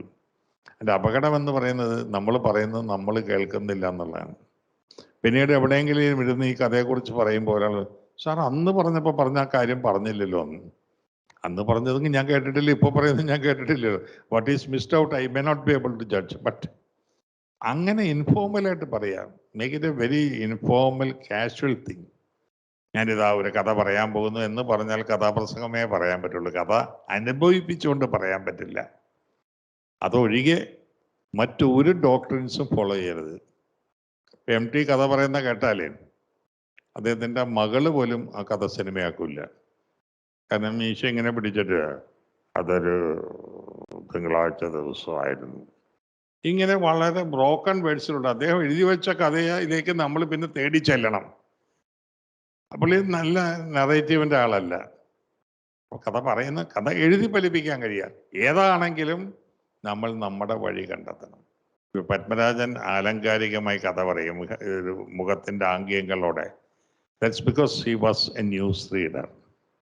അപ്പം ഞാനും ഭരതനൊക്കെ പപ്പനെ കളിയാക്കും. താനീ വാർത്തകൾ വായിക്കുന്നത് പി പത്മരാജൻ എന്ന് പറയുമ്പോഴുള്ള അത് നമ്മൾ പറഞ്ഞു നോക്കിയാലേ അറിയുള്ളൂ. ദിവസവും ഒരു വലിയ കാലഘട്ടം പ്രഭാത വാർത്ത 6 മണിയുടെ പ്രഭാത വാർത്തകൾ ആകാശവാണി തൃശ്ശൂർ വായിക്കുന്നത് പി പത്മരാജൻ എന്ന് പറയുമ്പോൾ പുള്ളിയുടെ തല ഇങ്ങനെ ഒന്ന് ആടും. ഈ ആട്ടം നമ്മൾ വർത്തമാനം പറയുമ്പോഴുണ്ട്. അപ്പം ഞങ്ങളത് പറഞ്ഞ് കളിയാക്കുകയാണ്. And it took a long time for him to come out of that. പക്ഷേ അല്ലാതെ എൻജോയ്, വാർത്തയല്ലാതെ കഥ പറയുമ്പോൾ എൻജോയ് ചെയ്യുമ്പോൾ തലയാട്ടിലൊക്കെ മാറിയിട്ട് ഈ താടിയൊക്കെ ഒഴിഞ്ഞ് സ്വയം ആസ്വദിച്ചുകൊണ്ട് ഇങ്ങനെ ചുണ്ട കാട്ടിയിട്ട് പറയും. ഭരതൻ കഥ പറയുമ്പോൾ മുടി ഇങ്ങനെ മെല്ലെ ഇങ്ങനെ കാണിക്കും. അതെന്തോ ഒരു ടേക്ക് ഓഫിൻ്റെ ലക്ഷണങ്ങളാണ്. അത് ഓരോരുത്തർക്കും ജന്മസിദ്ധമായി സ്വായത്തമാകുന്നതാണ് അത്തരം ജസ്റ്റേഴ്സും അത്തരം കുതിപ്പുകളും എന്ന് പറയുന്നത്. You can never attain it by imitating. ഒരാൾ പറയുന്നത് പോലെ ഞാൻ കഥ പറഞ്ഞാൽ ഞാൻ അയാളുടെ കാർബൺ കോപ്പി ആയി പോകും. നിങ്ങൾക്കായ ഒരു ശൈലിയുണ്ട്, അതിലേക്ക് നിങ്ങൾ എത്തിപ്പെടുക. എന്നിട്ട് അതിൽ ആഴമുള്ള കഥയുണ്ടെങ്കിൽ, അതിൽ അനുഭവത്തിൻ്റെ പനിച്ചൂടുണ്ടെങ്കിൽ നിങ്ങൾ പറയുന്നത് ഇംപ്രസീവ് ആയിരിക്കും. There are no shortcuts. Sir, നമ്മളിപ്പം സിനിമകളെ സംസാരിക്കുമ്പോൾ കൂടുതലും ഡയറക്ടേഴ്സിന്റെ പേരിനോട് ചേർത്താണ്, അല്ലെങ്കിൽ ഒരു OTR അനാലിസിസ് ആണ് നമ്മൾ എപ്പോഴും നോക്കുക. അപ്പം നമ്മൾ പറയണം പത്മരാജന്റെ സിനിമ അല്ലെങ്കിൽ ഭരതന്റെ സിനിമ, ഇപ്പം നമ്മൾ സത്യജിത് റേയുടെ സിനിമ, ഹൗ ദേ പെർസീവ് സിനിമ അല്ലെങ്കിൽ പല കാര്യങ്ങളും. പക്ഷെ ശരിക്കും ആരുടേതാണ് സിനിമ? സംവിധായകന്റെ മാത്രമാണോ, അത് തിരക്കഥാകൃത്ത് അല്ലെങ്കിൽ ഒരു സൂപ്പർ സ്റ്റാറിന്റെ പേര് ചേർത്ത് നമ്മൾ പറയുമായിരിക്കും. പക്ഷെ അതിനപ്പുറത്തേക്ക് how we can define the, എന്താ പറയാ, ഒരു പെർസീവറൻസ് എന്ന് പറയുന്നതിനെ നമുക്ക് എങ്ങനെ ഡിഫൈൻ ചെയ്യാൻ പറ്റും? സിനിമ എന്ന് പറയുന്നത് though it is a very creative medium. അതിൽ അപ്ലൈ ചെയ്യുന്ന ക്രിയേറ്റീവ് സ്ട്രീംസ് എന്ന് പറയുന്നത് അപ്ലൈഡ് സ്ട്രീംസ് ആണ്. Writing is applied writing, applicable for the purpose for which it is applied. Original ഫിക്ഷൻ്റെ സ്വാതന്ത്ര്യം അവിടെ ഇല്ല. Lyric is not original poetry. Even photography is not original photography എന്ന് പറയുന്നത് പ്രകൃതി തരുന്ന ലൈറ്റ് ആൻഡ് ഷെയ്ഡിൽ നിങ്ങൾക്ക് ആവശ്യമുള്ള ലൈറ്റ് ആൻഡ് ഷെയ്ഡ് ചേർത്ത് നിങ്ങൾക്ക് ഇഷ്ടമുള്ളത് എടുക്കുന്നതിനാണ്. നിങ്ങൾക്ക് ഇഷ്ടമുള്ളതല്ല സിനിമയിൽ എടുക്കേണ്ടത്. നേരത്തെ പ്രിസ്ക്രൈബ്ഡ് ആയിട്ടുള്ള ഒരു ആപ്ലിക്കേഷൻ ഉണ്ട്, അതിനിണങ്ങുന്നതാണ് ചെയ്യേണ്ടത്. അപ്പോൾ എല്ലാ ആളുകളുടെയും കോൺട്രിബ്യൂഷൻ ക്രിയേറ്റീവ് ആയിരിക്കെ തന്നെ the question remains, who is the author of the cinema? പലരും, എൻ്റെ സുഹൃത്ത് ലോഹിദാസ് അടക്കം ധരിച്ചിരുന്നത് റൈറ്റർ ആണെന്നാണ്. അല്ല, ഇറ്റ് ഈസ് ദ ഡയറക്ടർ. അതിനെക്കുറിച്ച് ഒരുപാട് തർക്കങ്ങളുണ്ട്. അപ്പോഴൊക്കെ ഞാൻ പറഞ്ഞുള്ള കാര്യം, ഇപ്പം രതിഭാവത്തിന് നൽകാൻ കഴിയുന്ന ഏറ്റവും പോയറ്റിക് എക്സ്പ്രഷനാണ് വാസുദേവൻ എഴുതിയ വൈശാലി. Just remove Bharathan. നമുക്ക് പ്രിയങ്കരനായ സംവിധായകനാണ് സത്യനന്ദിക്കാട്. സത്യനന്ദിക്കാട് വൈശാലി ഡയറക്ട് ചെയ്ത will you get the same film? Script is the same. ചുരിക മനത്തുമ്പിൻ്റെ മൂർച്ചയുണ്ട് വാസുദേവൻ നായർ വടക്കം വീരഗാഥയിൽ എഴുതിയ ഡയലോഗ്സിന്. You remove Hariharan and ask Shaiji Kailas, who is a better expert in taking action scenes. Ask him to direct. You will not get the same Vadakkan Veeragatha. അപ്പോൾ എന്തുകൊണ്ട് കിട്ടുന്നില്ല? The director is, എന്താ പറയുക, visual mounting എന്ന് പറയുന്ന പ്രോസസ്സിലൂടെ പുള്ളിയുടെ മനസ്സിൻ്റെ ഒരു തുടിതാളമുണ്ട്. അത് മോഡുലേഷനാണ്, അതിലൂടെ വരുന്ന ഫിലോസഫിക്കൽ ഇൻസൈറ്റ്സ് ആണ്. ഇപ്പോൾ സർഗം എന്ന് പറയുന്നൊരു സിനിമ, എൻ്റെ റിട്ടേൺ സ്ക്രിപ്റ്റ് ഞാൻ വായിച്ചുള്ളതാണ്. ആ സിനിമയുടെ ആരംഭം എടുക്കപ്പെട്ട് ഉള്ളിൽ ഉദ്വേഗം കത്തുന്ന മനസ്സോടെ അയാൾ കാറിൻ്റെ അകത്തിരുന്നു. അയാൾ എത്രയോ തവണ നടന്നു പോയിട്ടുള്ള ഈ കല്ല് വെട്ടി ഉണ്ടാക്കിയ വഴികളിലൂടെ ആ വീട് അടുക്കും തോറും അയാളുടെ മനസ്സിൻ്റെ മിടിപ്പ് അയാൾക്ക് തന്നെ കേൾക്കാൻ വേണ്ടി ഇത്രമാണ് എഴുതി വെച്ചിരിക്കുന്നത്. പക്ഷേ എത്രയോ വട്ടം നടന്നു പോയ വഴികൾ എന്ന് പറഞ്ഞിട്ട് ഈ കല്ല് വെട്ടിയ ചുമരുകൾ കാണിക്കുമ്പോൾ അവിടെ മോയ്സ്ചർ, പച്ചപ്പ്, പായൽ കിനിഞ്ഞു നിൽക്കുന്നുണ്ട്. അതിലൂടെ ഇയാളുടെ സബ്ജക്റ്റിലൂടെ ക്യാമറ സഞ്ചരിക്കുമ്പോൾ you are drawn into a feel of nostalgia. നമുക്കൊരു തണുപ്പ് ഫീൽ ചെയ്യും. ഇന്നലെ ഞാൻ കളിച്ച് വളർന്ന മണ്ണിലേക്ക് ഞാൻ തിരിച്ചു വന്നാൽ എനിക്ക് കിട്ടുന്ന നൊസ്റ്റാൾജിയുടെ ഒരു തണുപ്പുണ്ടല്ലോ, അത് എഴുതി വയ്ക്കാൻ പറ്റില്ല, എടുത്തു വയ്ക്കാനേ പറ്റുള്ളൂ. So no doubt. പിന്നെ ഇപ്പോൾ ഈ പറഞ്ഞ പോലെ ഭരതൻ്റെ പടം അങ്ങനെയുള്ള പടമൊന്നും പറയില്ല, അഭിനയിക്കുന്ന താരത്തിൻ്റെ പേരേ പറയുള്ളൂ. അതിന് താരങ്ങളെ ഞാൻ കുറ്റപ്പെടുത്തില്ല. താരങ്ങളുടെ പ്രാമുഖ്യത്തെ ഇൻവെസ്റ്റ്മെൻ്റായി കരുതുന്ന ഫിലിം മേക്കേഴ്സ് അവനവന് ഇരിക്കേണ്ട അടുത്ത് ഇരിക്കാതിരുന്നാൽ ഇതൊക്കെ സംഭവിക്കും. പണ്ട് മമ്മൂട്ടിയായാലും മോഹൻലാലായാലും ഭരതൻ്റെ പടത്തിൽ അഭിനയിക്കാൻ ഇടൂ അടുത്ത് എന്താടൂ നമുക്ക് വല്ല സാധ്യതയുണ്ടോ എന്ന് ചോദിക്കുമായിരുന്നു. കാരണം to prove their excellence they needed uniquely different characters in films. ഇപ്പോൾ അതല്ല. ഈ directors including Bharathan, KG George, Padmarajan, അവർക്കെല്ലാം മറ്റ് സിനിമകളിലുള്ളവർക്ക് കിട്ടുന്ന ഫിനാൻഷ്യൽ അഫ്ലുവൻസിൻ്റെ പേരിലുള്ള ഒരു അസ്വസ്ഥത വന്നു കഴിഞ്ഞപ്പോൾ അത് സ്വന്തമാക്കണമെങ്കിൽ ഇവരെ വെച്ച് പടം കൊടുത്താൽ ഫണ്ട്സ് ആർ ഇൻ അബൻഡൻസ്. സ്വന്തം കോട്ടയും കൊത്തളവും കെട്ടാൻ വേണ്ടി സിംഹാസനത്തിന് ക്ലാവ് പിടിപ്പിച്ച് കളഞ്ഞു എന്ന മഹാപരാധമാണ് അതിലൂടെ ചെയ്തത്.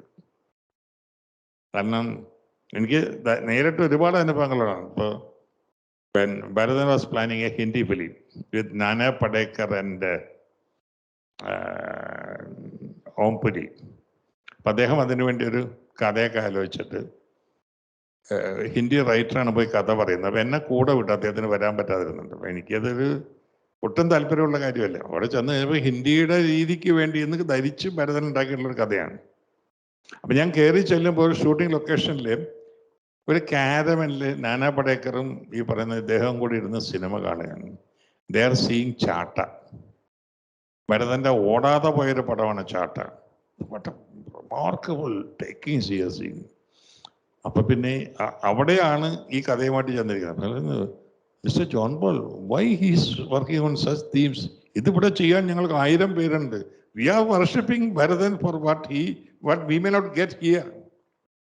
ഈ അത് തന്നെ ഇപ്പൊ പ്രിയദർശന് എല്ലാ ഭാഷയിലും സിനിമ ചെയ്യാൻ കഴിയുന്നത് അദ്ദേഹം ഇവരെ പോലെ സ്വന്തമായ ശൈലിയിലൂടെ ഒരു ചാല് വെട്ടിത്തെളിക്കാതെ പലർ വെട്ടിത്തെളിച്ച ചാലിൽ തൻ്റെ കൗശലം കൊണ്ടും സാമർഥ്യം കൊണ്ടും കൊയ്ത്ത് നടത്തി പോകുന്ന ആളായതുകൊണ്ട് അതല്ല ഇവരിൽ നിന്ന് പ്രതീക്ഷിക്കുന്നത്. അപ്പൊ അവനവന്റെ രാജ്യത്തെ കിരീടം വയ്ക്കാത്ത ചക്രവർത്തിയായിരുന്നവർ അവിടെ നിന്ന് പോയി ഏതോ ഒരു രാജകൊട്ടാരത്തിന്റെ ഗോപുരവാതിൽക്കൽ കുന്തം പിടിച്ചുകൊണ്ട് ദ്വാരപാലകനായി നിൽക്കാൻ സ്വയം വില വിളിച്ച് കളഞ്ഞാണ്. പിന്നെ താരങ്ങളെ നമ്മൾ കുറ്റം പറഞ്ഞിട്ട് കാര്യമില്ല. അവർക്ക് മനസ്സിലാകുന്ന ഏക വിജയതന്ത്രം തൊട്ട് മുമ്പ് ഓടിയ പടം ഏതാണെന്നുള്ളത് മാത്രമാണ്. കാരണം അവിടം വരെ എത്തിയതിൻ്റെ സ്ട്രെയിനേക്കാൾ വലിയ സ്ട്രെയിനാണ് to retain that top rank. അപ്പം അവിടെ ലോജിക്കോ എസ്തെറ്റിക്സോ ഒന്നുമല്ല അവരെ ബാധിക്കുക. അപ്പം അതിന് വശപ്പെട്ട് പോകുന്ന ഇപ്പോൾ ഞാൻ എഴുതുന്നൊരു തിരക്കഥയിൽ ഒരു താരം വന്നിട്ട് അതങ്ങനെ പറ്റില്ലെന്ന് പറഞ്ഞാൽ you should convince me or be convinced with me. താനത് ഇന്നലെ വായിച്ചിട്ട് ഇപ്പോൾ വന്നിട്ട് തൻ്റെ ഇമേജിന് വേണ്ടിയല്ല ഞാൻ എഴുതിയ കഥയുടെ ആവശ്യത്തിനാണ്. അത് ആ മാറ്റം എനിക്ക് സ്വീകാര്യമല്ല എന്ന് പറഞ്ഞാൽ എന്നെ മാറ്റാൻ ചിലപ്പോൾ മാറ്റുക മാത്രമല്ല അയാളുടെ അടുത്ത് ഞാൻ അഹങ്കാരം കാണിച്ചു എന്നുള്ളതിൻ്റെ പേരിൽ ഇനി അയാളുള്ള ഒരു പടത്തിൽ എന്നെ വിളിക്കാതിരിക്കാം. അതാണോ വലുത്, എൻ്റെ നട്ടലിനാണോ വലുപ്പമെന്ന് ഞാൻ തീരുമാനിക്കണം. അത് തീരുമാനിക്കാതെ വരുമ്പോൾ മമ്മൂട്ടി പടം, മോഹൻലാൽ പടം എന്ന വിധത്തിൽ മാത്രം പടങ്ങൾ അറിയപ്പെടും. ദാറ്റ് ഈസ് എന്താ പറയുക, A vicious part of the film industry. Sir, ഇതൊരു ചോദ്യമാണോ എന്നറിയില്ല. എൻ്റെ സിനിമറ്റോഗ്രഫി ക്ലാസ്സുകളിൽ ഒരിക്കലും പറയാൻ മറക്കാത്തൊരു ചിത്രമാണ് ഒരു ചെറുപുഞ്ചിരി. പ്രത്യേകിച്ച് ഞാൻ മലയാളത്തിൽ കാണുന്ന ഏറ്റവും നാച്ചുറലിസ്റ്റിക് ആയിട്ട് അപ്രോച്ച് ചെയ്തിട്ടുള്ള സണ്ണി സാറിൻ്റെ ഒരു ബ്രില്യൻറ്റ് വർക്കായിട്ട് തന്നെ കാണുന്ന ഒരു ഇതാണ്. കാരണം ഞാൻ പ്രത്യേകിച്ച് അത് പറയുന്ന കുട്ടികളോട് പറയുന്നത് ലൈറ്റ് ഫീൽ ചെയ്യാതെ നമുക്ക് കാണാൻ പറ്റുന്ന ഒരു ചിത്രം എന്ന രീതിയിലാണ്. അത്തരമൊരു അപ്രോച്ചിലേക്ക്, ഏറ്റവും നാച്ചുറലിസ്റ്റിക് ഒരു അപ്രോച്ചിലേക്ക് കടക്കാനുണ്ടായ ഒരു കാരണത്തെക്കുറിച്ച്, അല്ലെങ്കിൽ അങ്ങനത്തെ ഒരു എന്താ പറയുക, ഒരു വിഷ്വൽ സ്കേപ്പിലേക്ക് തന്നെ ആ ചിത്രം കൊണ്ടുവരണം. കാരണം അക്കാലത്ത് ഇറങ്ങിയ മലയാള സിനിമകളിൽ ഒന്നും തന്നെ നമുക്ക് അത്രയും ഈ പറയുന്ന ഒരു ക്യാമറയോ ലൈറ്റോ ഫീൽ ചെയ്യാത്തൊരു ശൈലി നമുക്ക് കാണാൻ സാധിക്കുമെന്ന് സംശയമാണ്. അതുകൊണ്ടാണ് അങ്ങനെ ചോദിക്കുന്നത്. ഈ ഷൂട്ടിങ് കഴിഞ്ഞ് വൈകുന്നേരങ്ങളിൽ ആലുവ പാലസിലിരിക്കുമ്പോൾ MTയും സണ്ണി ജോസഫും ഞാനും ഒക്കെ കൂടി ഇരിക്കുമ്പോൾ ഞങ്ങൾ തന്നിട്ടുള്ളൊരു ഫ്രീഡം വെച്ചിട്ട് ഇതിപ്പോൾ ഹരിഹരനാണ് ഈ പടം ഈ സ്ക്രിപ്റ്റ് ഡയറക്റ്റ് ചെയ്യുന്നെങ്കിൽ ഇവരിങ്ങനെ നോക്കും, നമ്മളൊരു ബീഡിയും കത്തിച്ച് പിടിച്ചു. അപ്പം ഞാൻ പറയും, അങ്ങനെയാണെങ്കിൽ അതിൽ ആ ജയകൃഷ്ണൻ്റെ ക്യാരക്ടറും മറ്റേ സിന്ധുവിൻ്റെ ക്യാരക്ടറും ഉണ്ടല്ലോ, അവരായിരിക്കും സെൻട്രൽ കാറ്റേഴ്സ്. ഒരു 4-5 പാട്ട് അവർക്കിടയിലുണ്ടാവും. പക്ഷെ നല്ല പാട്ടുകളായിരിക്കും, നാട്ടുംപുറമായിട്ട് ഇണങ്ങി പോകുന്ന പാട്ടുകളായിരിക്കും. അപ്പോൾ സണ്ണി ചോദിച്ചു, ഭരതേട്ടനാണെങ്കിലോ? ഞാൻ ഭരതൻ ഇണങ്ങാത്ത പാട്ട് വയ്ക്കില്ല, പക്ഷേ രാത്രി മഴ പെയ്തപ്പോൾ തൊഴുത്ത് ഇടിഞ്ഞു പൊളിഞ്ഞു വീണു. അവിടെ പാട്ട് തുടങ്ങും. കഥ മുന്നോട്ട് പോയിക്കൊണ്ടേയിരിക്കും. അങ്ങനെ അവിടെ പോയി വാഴ വീഴ്ത്ത് വീണു. അത് കഴിഞ്ഞ് എല്ലാം കഴിഞ്ഞപ്പോൾ അത് ഭയങ്കര ആക്ഷൻ ഓറിയൻറ്റഡ് വിഷ്വൽസ് കൊണ്ട് പാക്ക് ചെയ്തു. ഇതെല്ലാം കഴിഞ്ഞ് പിറ്റേ ദിവസം തുമ്മൽ വന്നു, കഴുത്തിൻ്റെ ഇവിടെ നീര് വന്നു. ഈ ഭാര്യയും ഭർത്താവും തമ്മിൽ how tuned four each other they are എന്നുള്ളത് തന്നെ വിഷ്വലിലൂടെ കാണിക്കുള്ളൂ. അപ്പം നെറ്റിയിൽ രാസാദിപ്പൊടി കൊടുത്ത് തിരുമ്മി കൊടുക്കുന്നതും ചൂട് പിടിച്ച് നെറ്റിയിൽ പിടിക്കുന്നു, എല്ലാ വിഷ്വൽസ് കൊണ്ട് അദ്ദേഹം ഈ കഥ തന്നെ പൂരിപ്പിക്കും. പക്ഷേ ചെറുപുഞ്ചിരിയുടെ പ്രത്യേകത, M T is not a perfect filmmaker. അദ്ദേഹത്തിന് എപ്പോഴും ഈ നിർമാല്യത്തിലും പിന്നെ ചെറുപുഞ്ചിരിയിലുമാണ് അദ്ദേഹത്തിൻ്റെ ക്രാഫ്റ്റിലെ പരാധീനതകൾ എവിഡൻ്റ് ആവാതെ വന്നിട്ടുള്ളത്. ചെറുപുഞ്ചിരിയിൽ സാധിച്ചത് അത്രയുമേ ക്രാഫ്റ്റ് പാടുള്ളായിരുന്നു.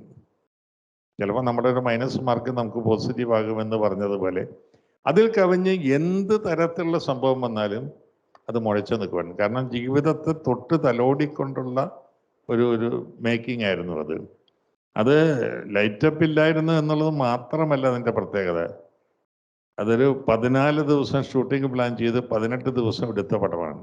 കാരണം ഊരിച്ചൊരിയുന്ന മഴയത്താണ് ആ പടം ഷൂട്ട് ചെയ്തത്. ഒരു തുള്ളി മഴ പോലെ നിങ്ങളെ ഫ്രെയിമിൽ കാണുന്നില്ല.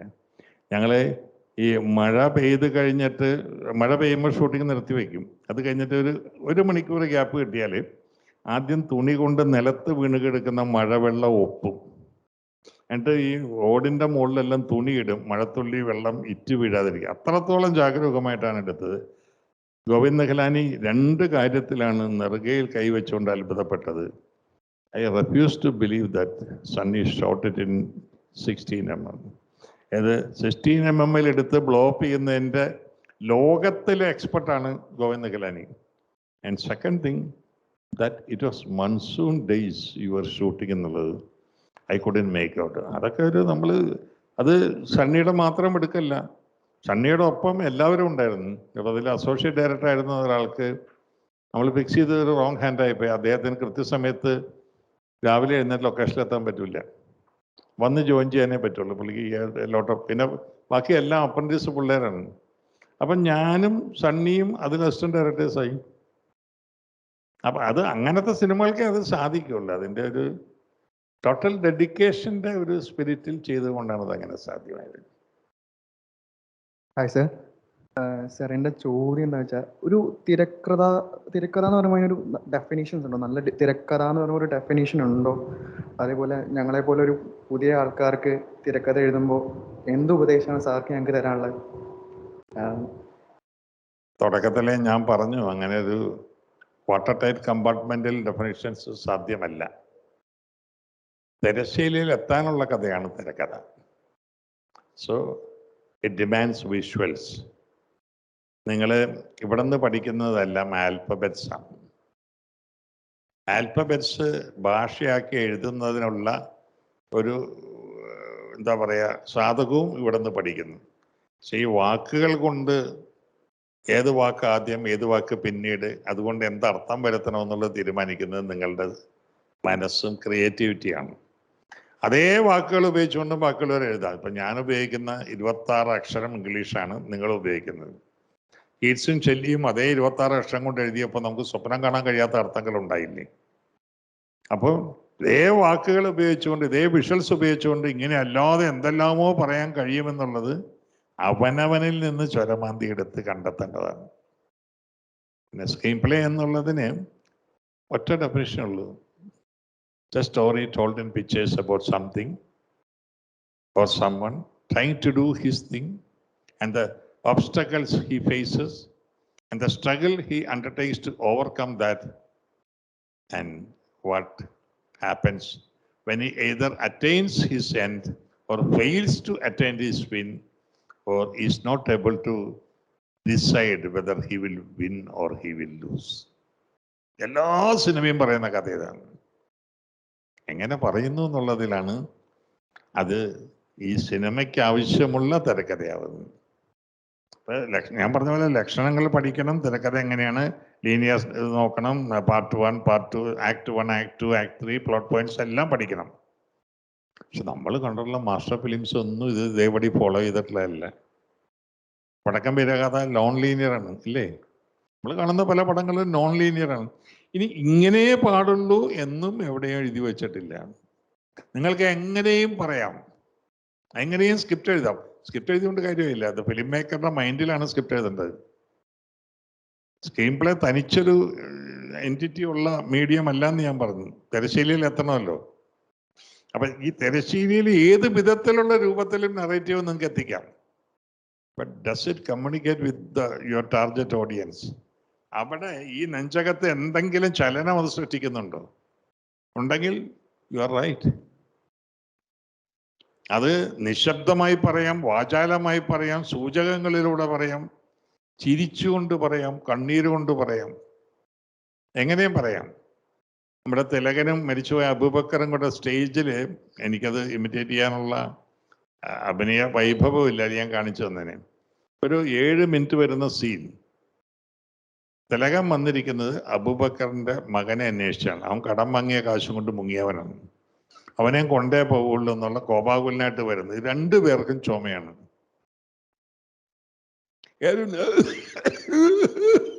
അപ്പൊ അയാള് പറയുന്നത് അവനിവിടെ ഇല്ല, അവനൊന്ന് പോയിട്ട് എത്ര, എല്ലാം ചുമയിലൂടെയാണ്. അപ്പൊ ചുമയുടെ ആരോഹണ അവരോഹണങ്ങളിലൂടെ കഥ പറയുകയാണ്. ഏത് വിധത്തിലും നമുക്ക് കമ്മ്യൂണിക്കേറ്റ് ചെയ്യാം. ഒന്നും മിണ്ടാതിരുന്നതിന് ശേഷം ഈ പറഞ്ഞ ചോദ്യങ്ങളുടെ ഒന്നും ഉത്തരമല്ലാതെ വേറൊരു ഉത്തരം പറഞ്ഞിട്ട് ഒരാൾ പോയാൽ അതുണ്ടാക്കുന്ന ഒരു സ്ലാപ്പ് ഓൺ യുവർ ചീക്ക് എന്ന് പറയുന്ന പോലത്തെ സാധനമില്ലേ? നിങ്ങൾക്ക് ഏത് പെർമുട്ടേഷൻ കോമ്പിനേഷൻ ഓഫ് ഹ്യൂമൻ മൊമെന്റ്സും ഉണ്ടാക്കാം. ബട്ട് അത് എത്തേണ്ട അടുത്ത് എത്തണം, കൊള്ളേണ്ട അടുത്ത് കൊള്ളണം. അത് മാത്രമാണ് ഇതിന് കാരണം പറയാനുള്ളത്. അതുകൊണ്ട് പഠിച്ച പാഠങ്ങൾ പാഠങ്ങളാക്കി നിർത്തിക്കൊണ്ട് പാഠാനന്തരങ്ങൾക്ക് വേണ്ടി സ്വയം പഠിച്ച് ആ പാഠം കണ്ടെത്തുക. ഹലോ സാർ, ഇത് ആക്ച്വലി ക്വസ്റ്റ്യൻ അല്ല.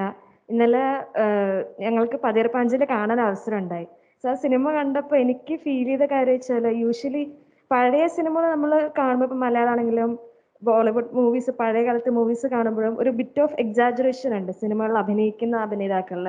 പക്ഷെ എന്നാലും ഞാൻ പതിർപ്പാഞ്ചില് കണ്ട സമയത്ത് ജയറാം സാർ പറയുന്നുണ്ടായിരുന്നു, അവിടുത്തെ ഡ്രാമാറ്റിക് ആക്ടേഴ്സ് അല്ല, അവിടുന്ന് പച്ച ആൾക്കാരും കൂടിയിട്ടാണ് ആ ഒരു സിനിമയിൽ അഭിനയിച്ചത്. പക്ഷെ ശരിക്കും ആ സിനിമ കണ്ട സമയത്ത് അത് അവർ അഭിനയിക്കുന്നതായിട്ട് എനിക്ക് ഒട്ടും ഫീൽ ചെയ്തിട്ടുണ്ടായിരുന്നില്ല. ശരിക്കും അവിടുത്തെ ആൾക്കാർ ആ ജീവിച്ച് കാണിച്ചു തന്നതായിട്ട് എനിക്ക് ശരിക്കും ഫീൽ ചെയ്തിട്ടുണ്ടായിരുന്നത്. സത്യത്രയോടെ ഏതാണ്ട് അദ്ദേഹം മരിക്കുന്നതിന് 4 വർഷം മുമ്പ് ഒരു ചോദ്യം ചോദിച്ചു, what if you are doing Pather Panchali, will you do it in colour? Never എന്നാണ് മറുപടി പറയുന്നത്. But what would be the difference? I will have to go to deeper rural areas of Bengal. കാരണം ഞാൻ ഷൂട്ട് ചെയ്തിരുന്ന ഇടങ്ങളിലെല്ലാം ഹെവി വാട്സിൻ്റെ cable ഉണ്ട്. That would pollute my visuals. അപ്പം അതിൻ്റെ ഒരു തനിമയിലാണ് അതിൻ്റെ സാർവകാലികമായ ഒരു പ്രസക്തി ഉള്ളത്.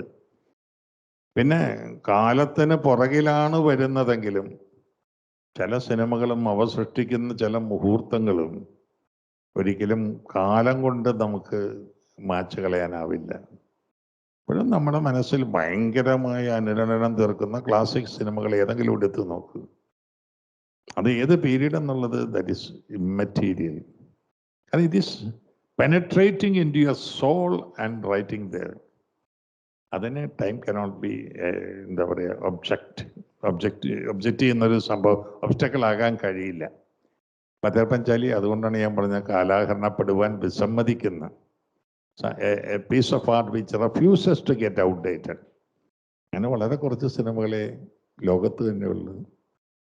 ഇവിടെ നമ്മുടെ ദർസൂസാല എന്ന് പറയുന്ന പടം ഞാൻ പഠിപ്പിക്കുന്ന കാലഘട്ടത്തിൽ കുട്ടികൾക്ക് വേണ്ടി കാണിച്ചപ്പോൾ and I asked them to write the interpretations about it. അപ്പം അന്ന് ഒരു കുട്ടി എഴുതിയത്, this is a clarion call against the menace of war and ഈ പറയുന്ന trespassing, which was written on the screen prophetically by Akira Kurosawa. അപ്പോൾ കുറസോവ പോലും അങ്ങനെ കണ്ടു കാണണമെന്നില്ല മനസ്സിൽ. അപ്പം ഞാൻ ചോദിച്ചു ഈ കുട്ടിയോട്.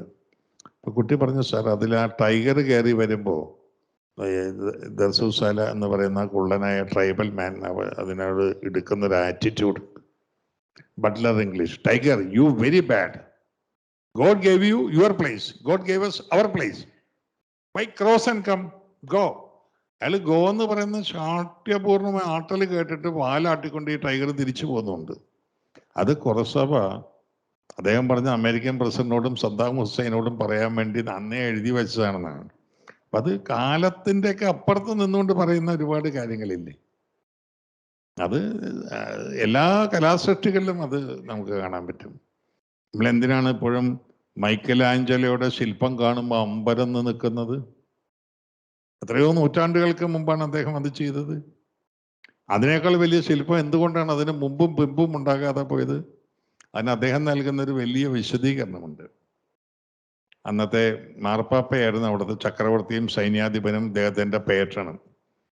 അപ്പോൾ മൈക്കലാഞ്ചലോയെ അദ്ദേഹം വലിയ ഏതാണ്ട് ഈ ഹോളിൻ്റെ അത്രയും വലിപ്പമുള്ള മാർബിൾ ശില കൊണ്ടേ കൊടുക്കും. അപ്പം മാർപ്പാപ്പ out of genuine inquisitiveness, Michael, shall we sculpt Saint Peter from this? അയാൾ വളരെ അലക്ഷ്യമായിട്ട് ഐ ഡോണ്ട് നോ എന്ന് പറയുന്നത് വളരെ സത്യമാണ്. മൈക്കലാഞ്ചലോയ്ക്ക് അറിഞ്ഞുകൂടാ ഇതിൽ നിന്ന് എന്താണ് കുത്താൻ പോണേന്ന്. ഒരു മാസത്തേക്കൊന്നും അതിൻ്റെ അടുത്തേക്ക് വരില്ല പുള്ളി. പെട്ടെന്ന് ഉറക്കത്തിൽ നിന്നൊക്കെ ചെറ്റി എഴുന്നേറ്റിട്ട് പുള്ളി ഇതിൻ്റെ അടുത്ത് വന്നിട്ട് ഇതിൻ്റെ ചുറ്റും ഇങ്ങനെ നടക്കും. എന്നിട്ട് കൈ ഉയർത്തി വീശി ആഞ്ഞടിച്ചുകൊണ്ട് അതിനെ പേരിട്ട് വിളിക്കും ദാവീദ്.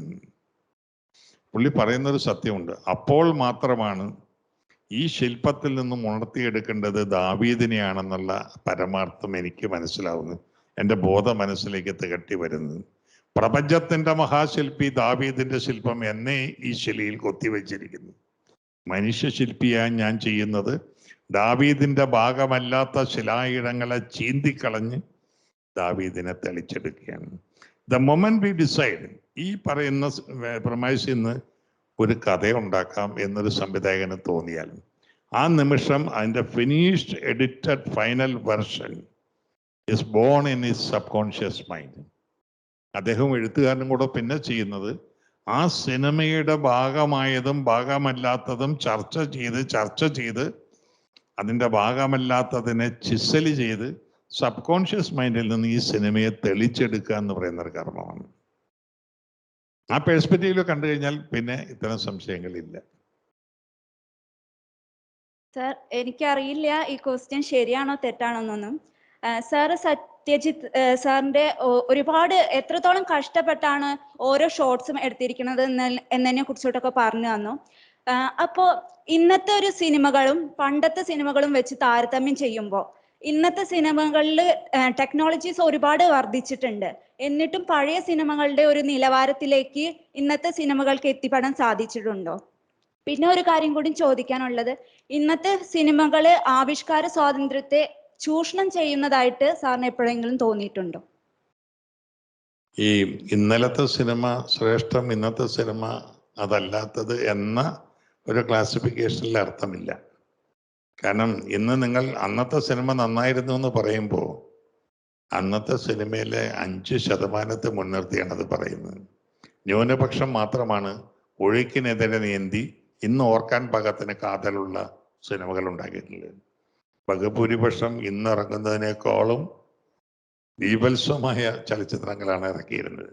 ഫോർ എക്സാമ്പിൾ, 250 ദിവസം കേരളത്തിലെ പ്രബുദ്ധരായ ജനങ്ങൾ ആഘോഷപൂർവ്വം തിയേറ്ററിൽ കൊണ്ടാക്കിയ ഒരു പടത്തിൽ ഒരു പൈപ്പ് കടിച്ചു പിടിച്ചുകൊണ്ട് ജോസ് പ്രകാശ് ബാലൻ നായരോട് പറയുന്നു, നമ്മുടെ ഗോഡൌണിൽ നിന്നും 18-ാം നമ്പർ ട്രെയിൻ എടുത്തുകൊണ്ട് താൻ തുരങ്കം കഴിഞ്ഞ് അപ്പുറത്തോട്ട് പോവുക.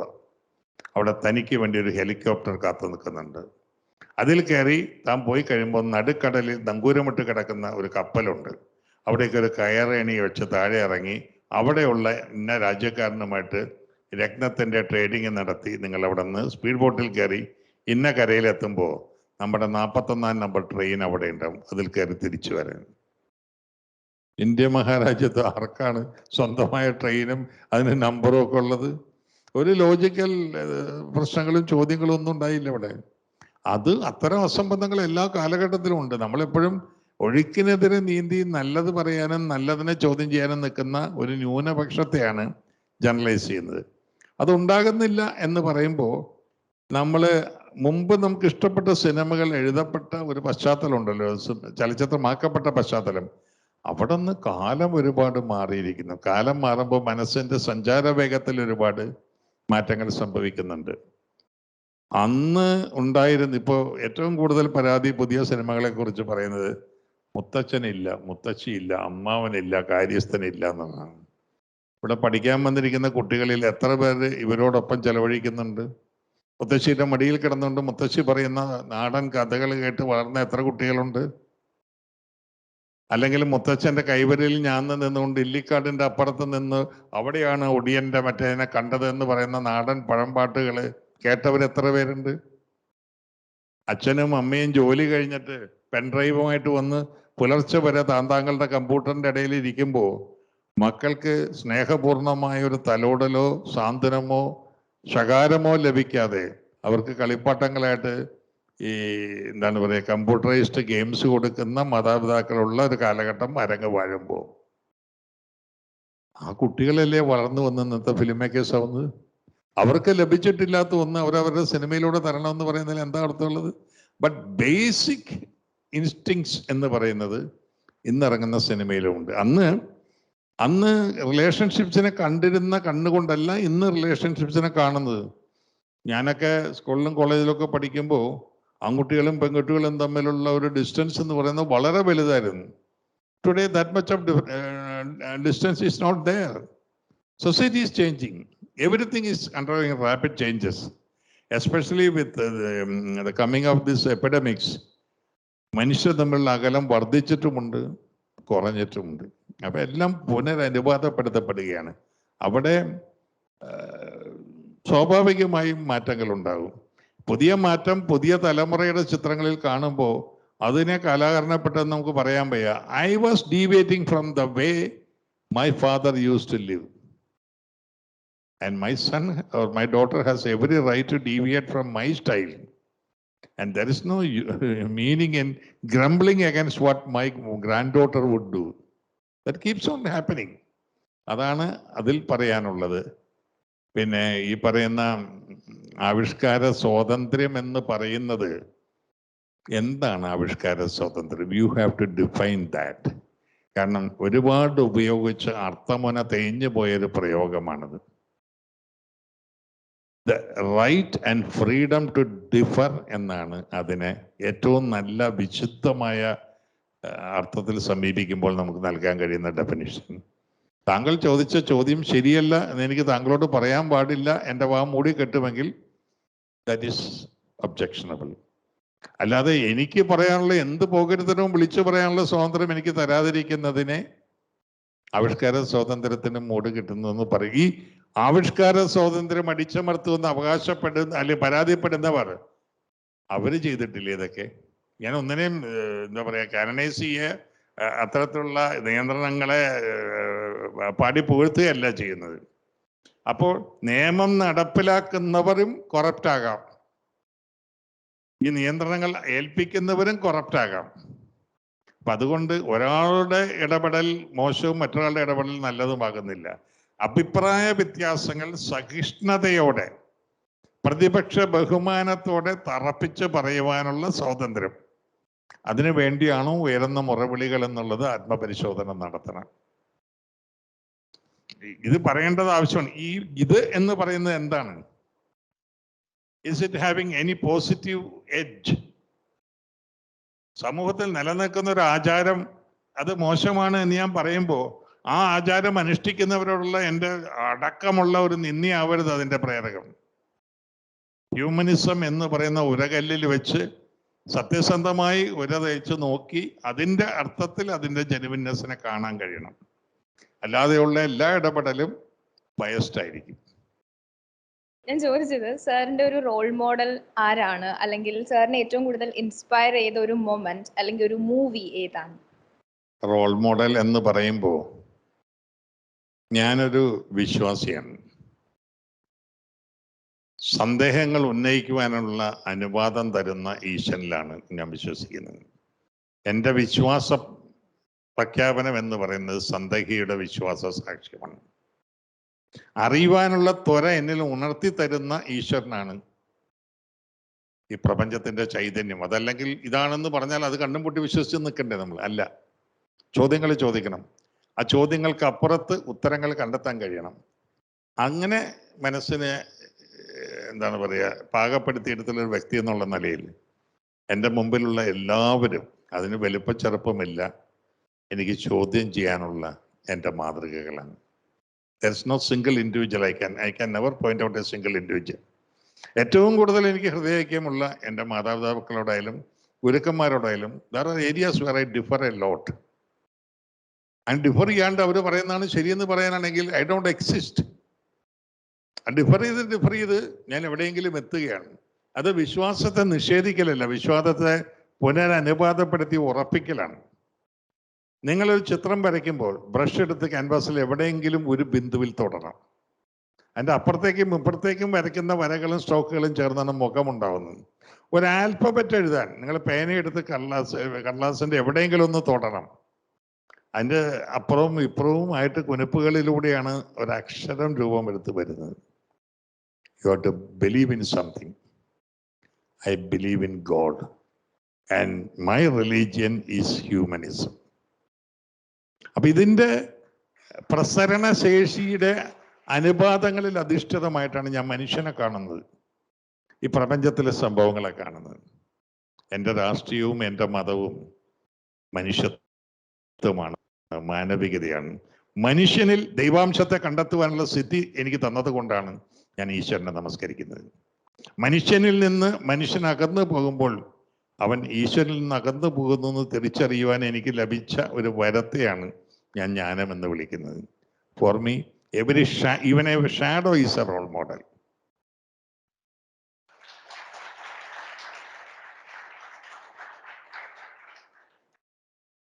Thank you, sir.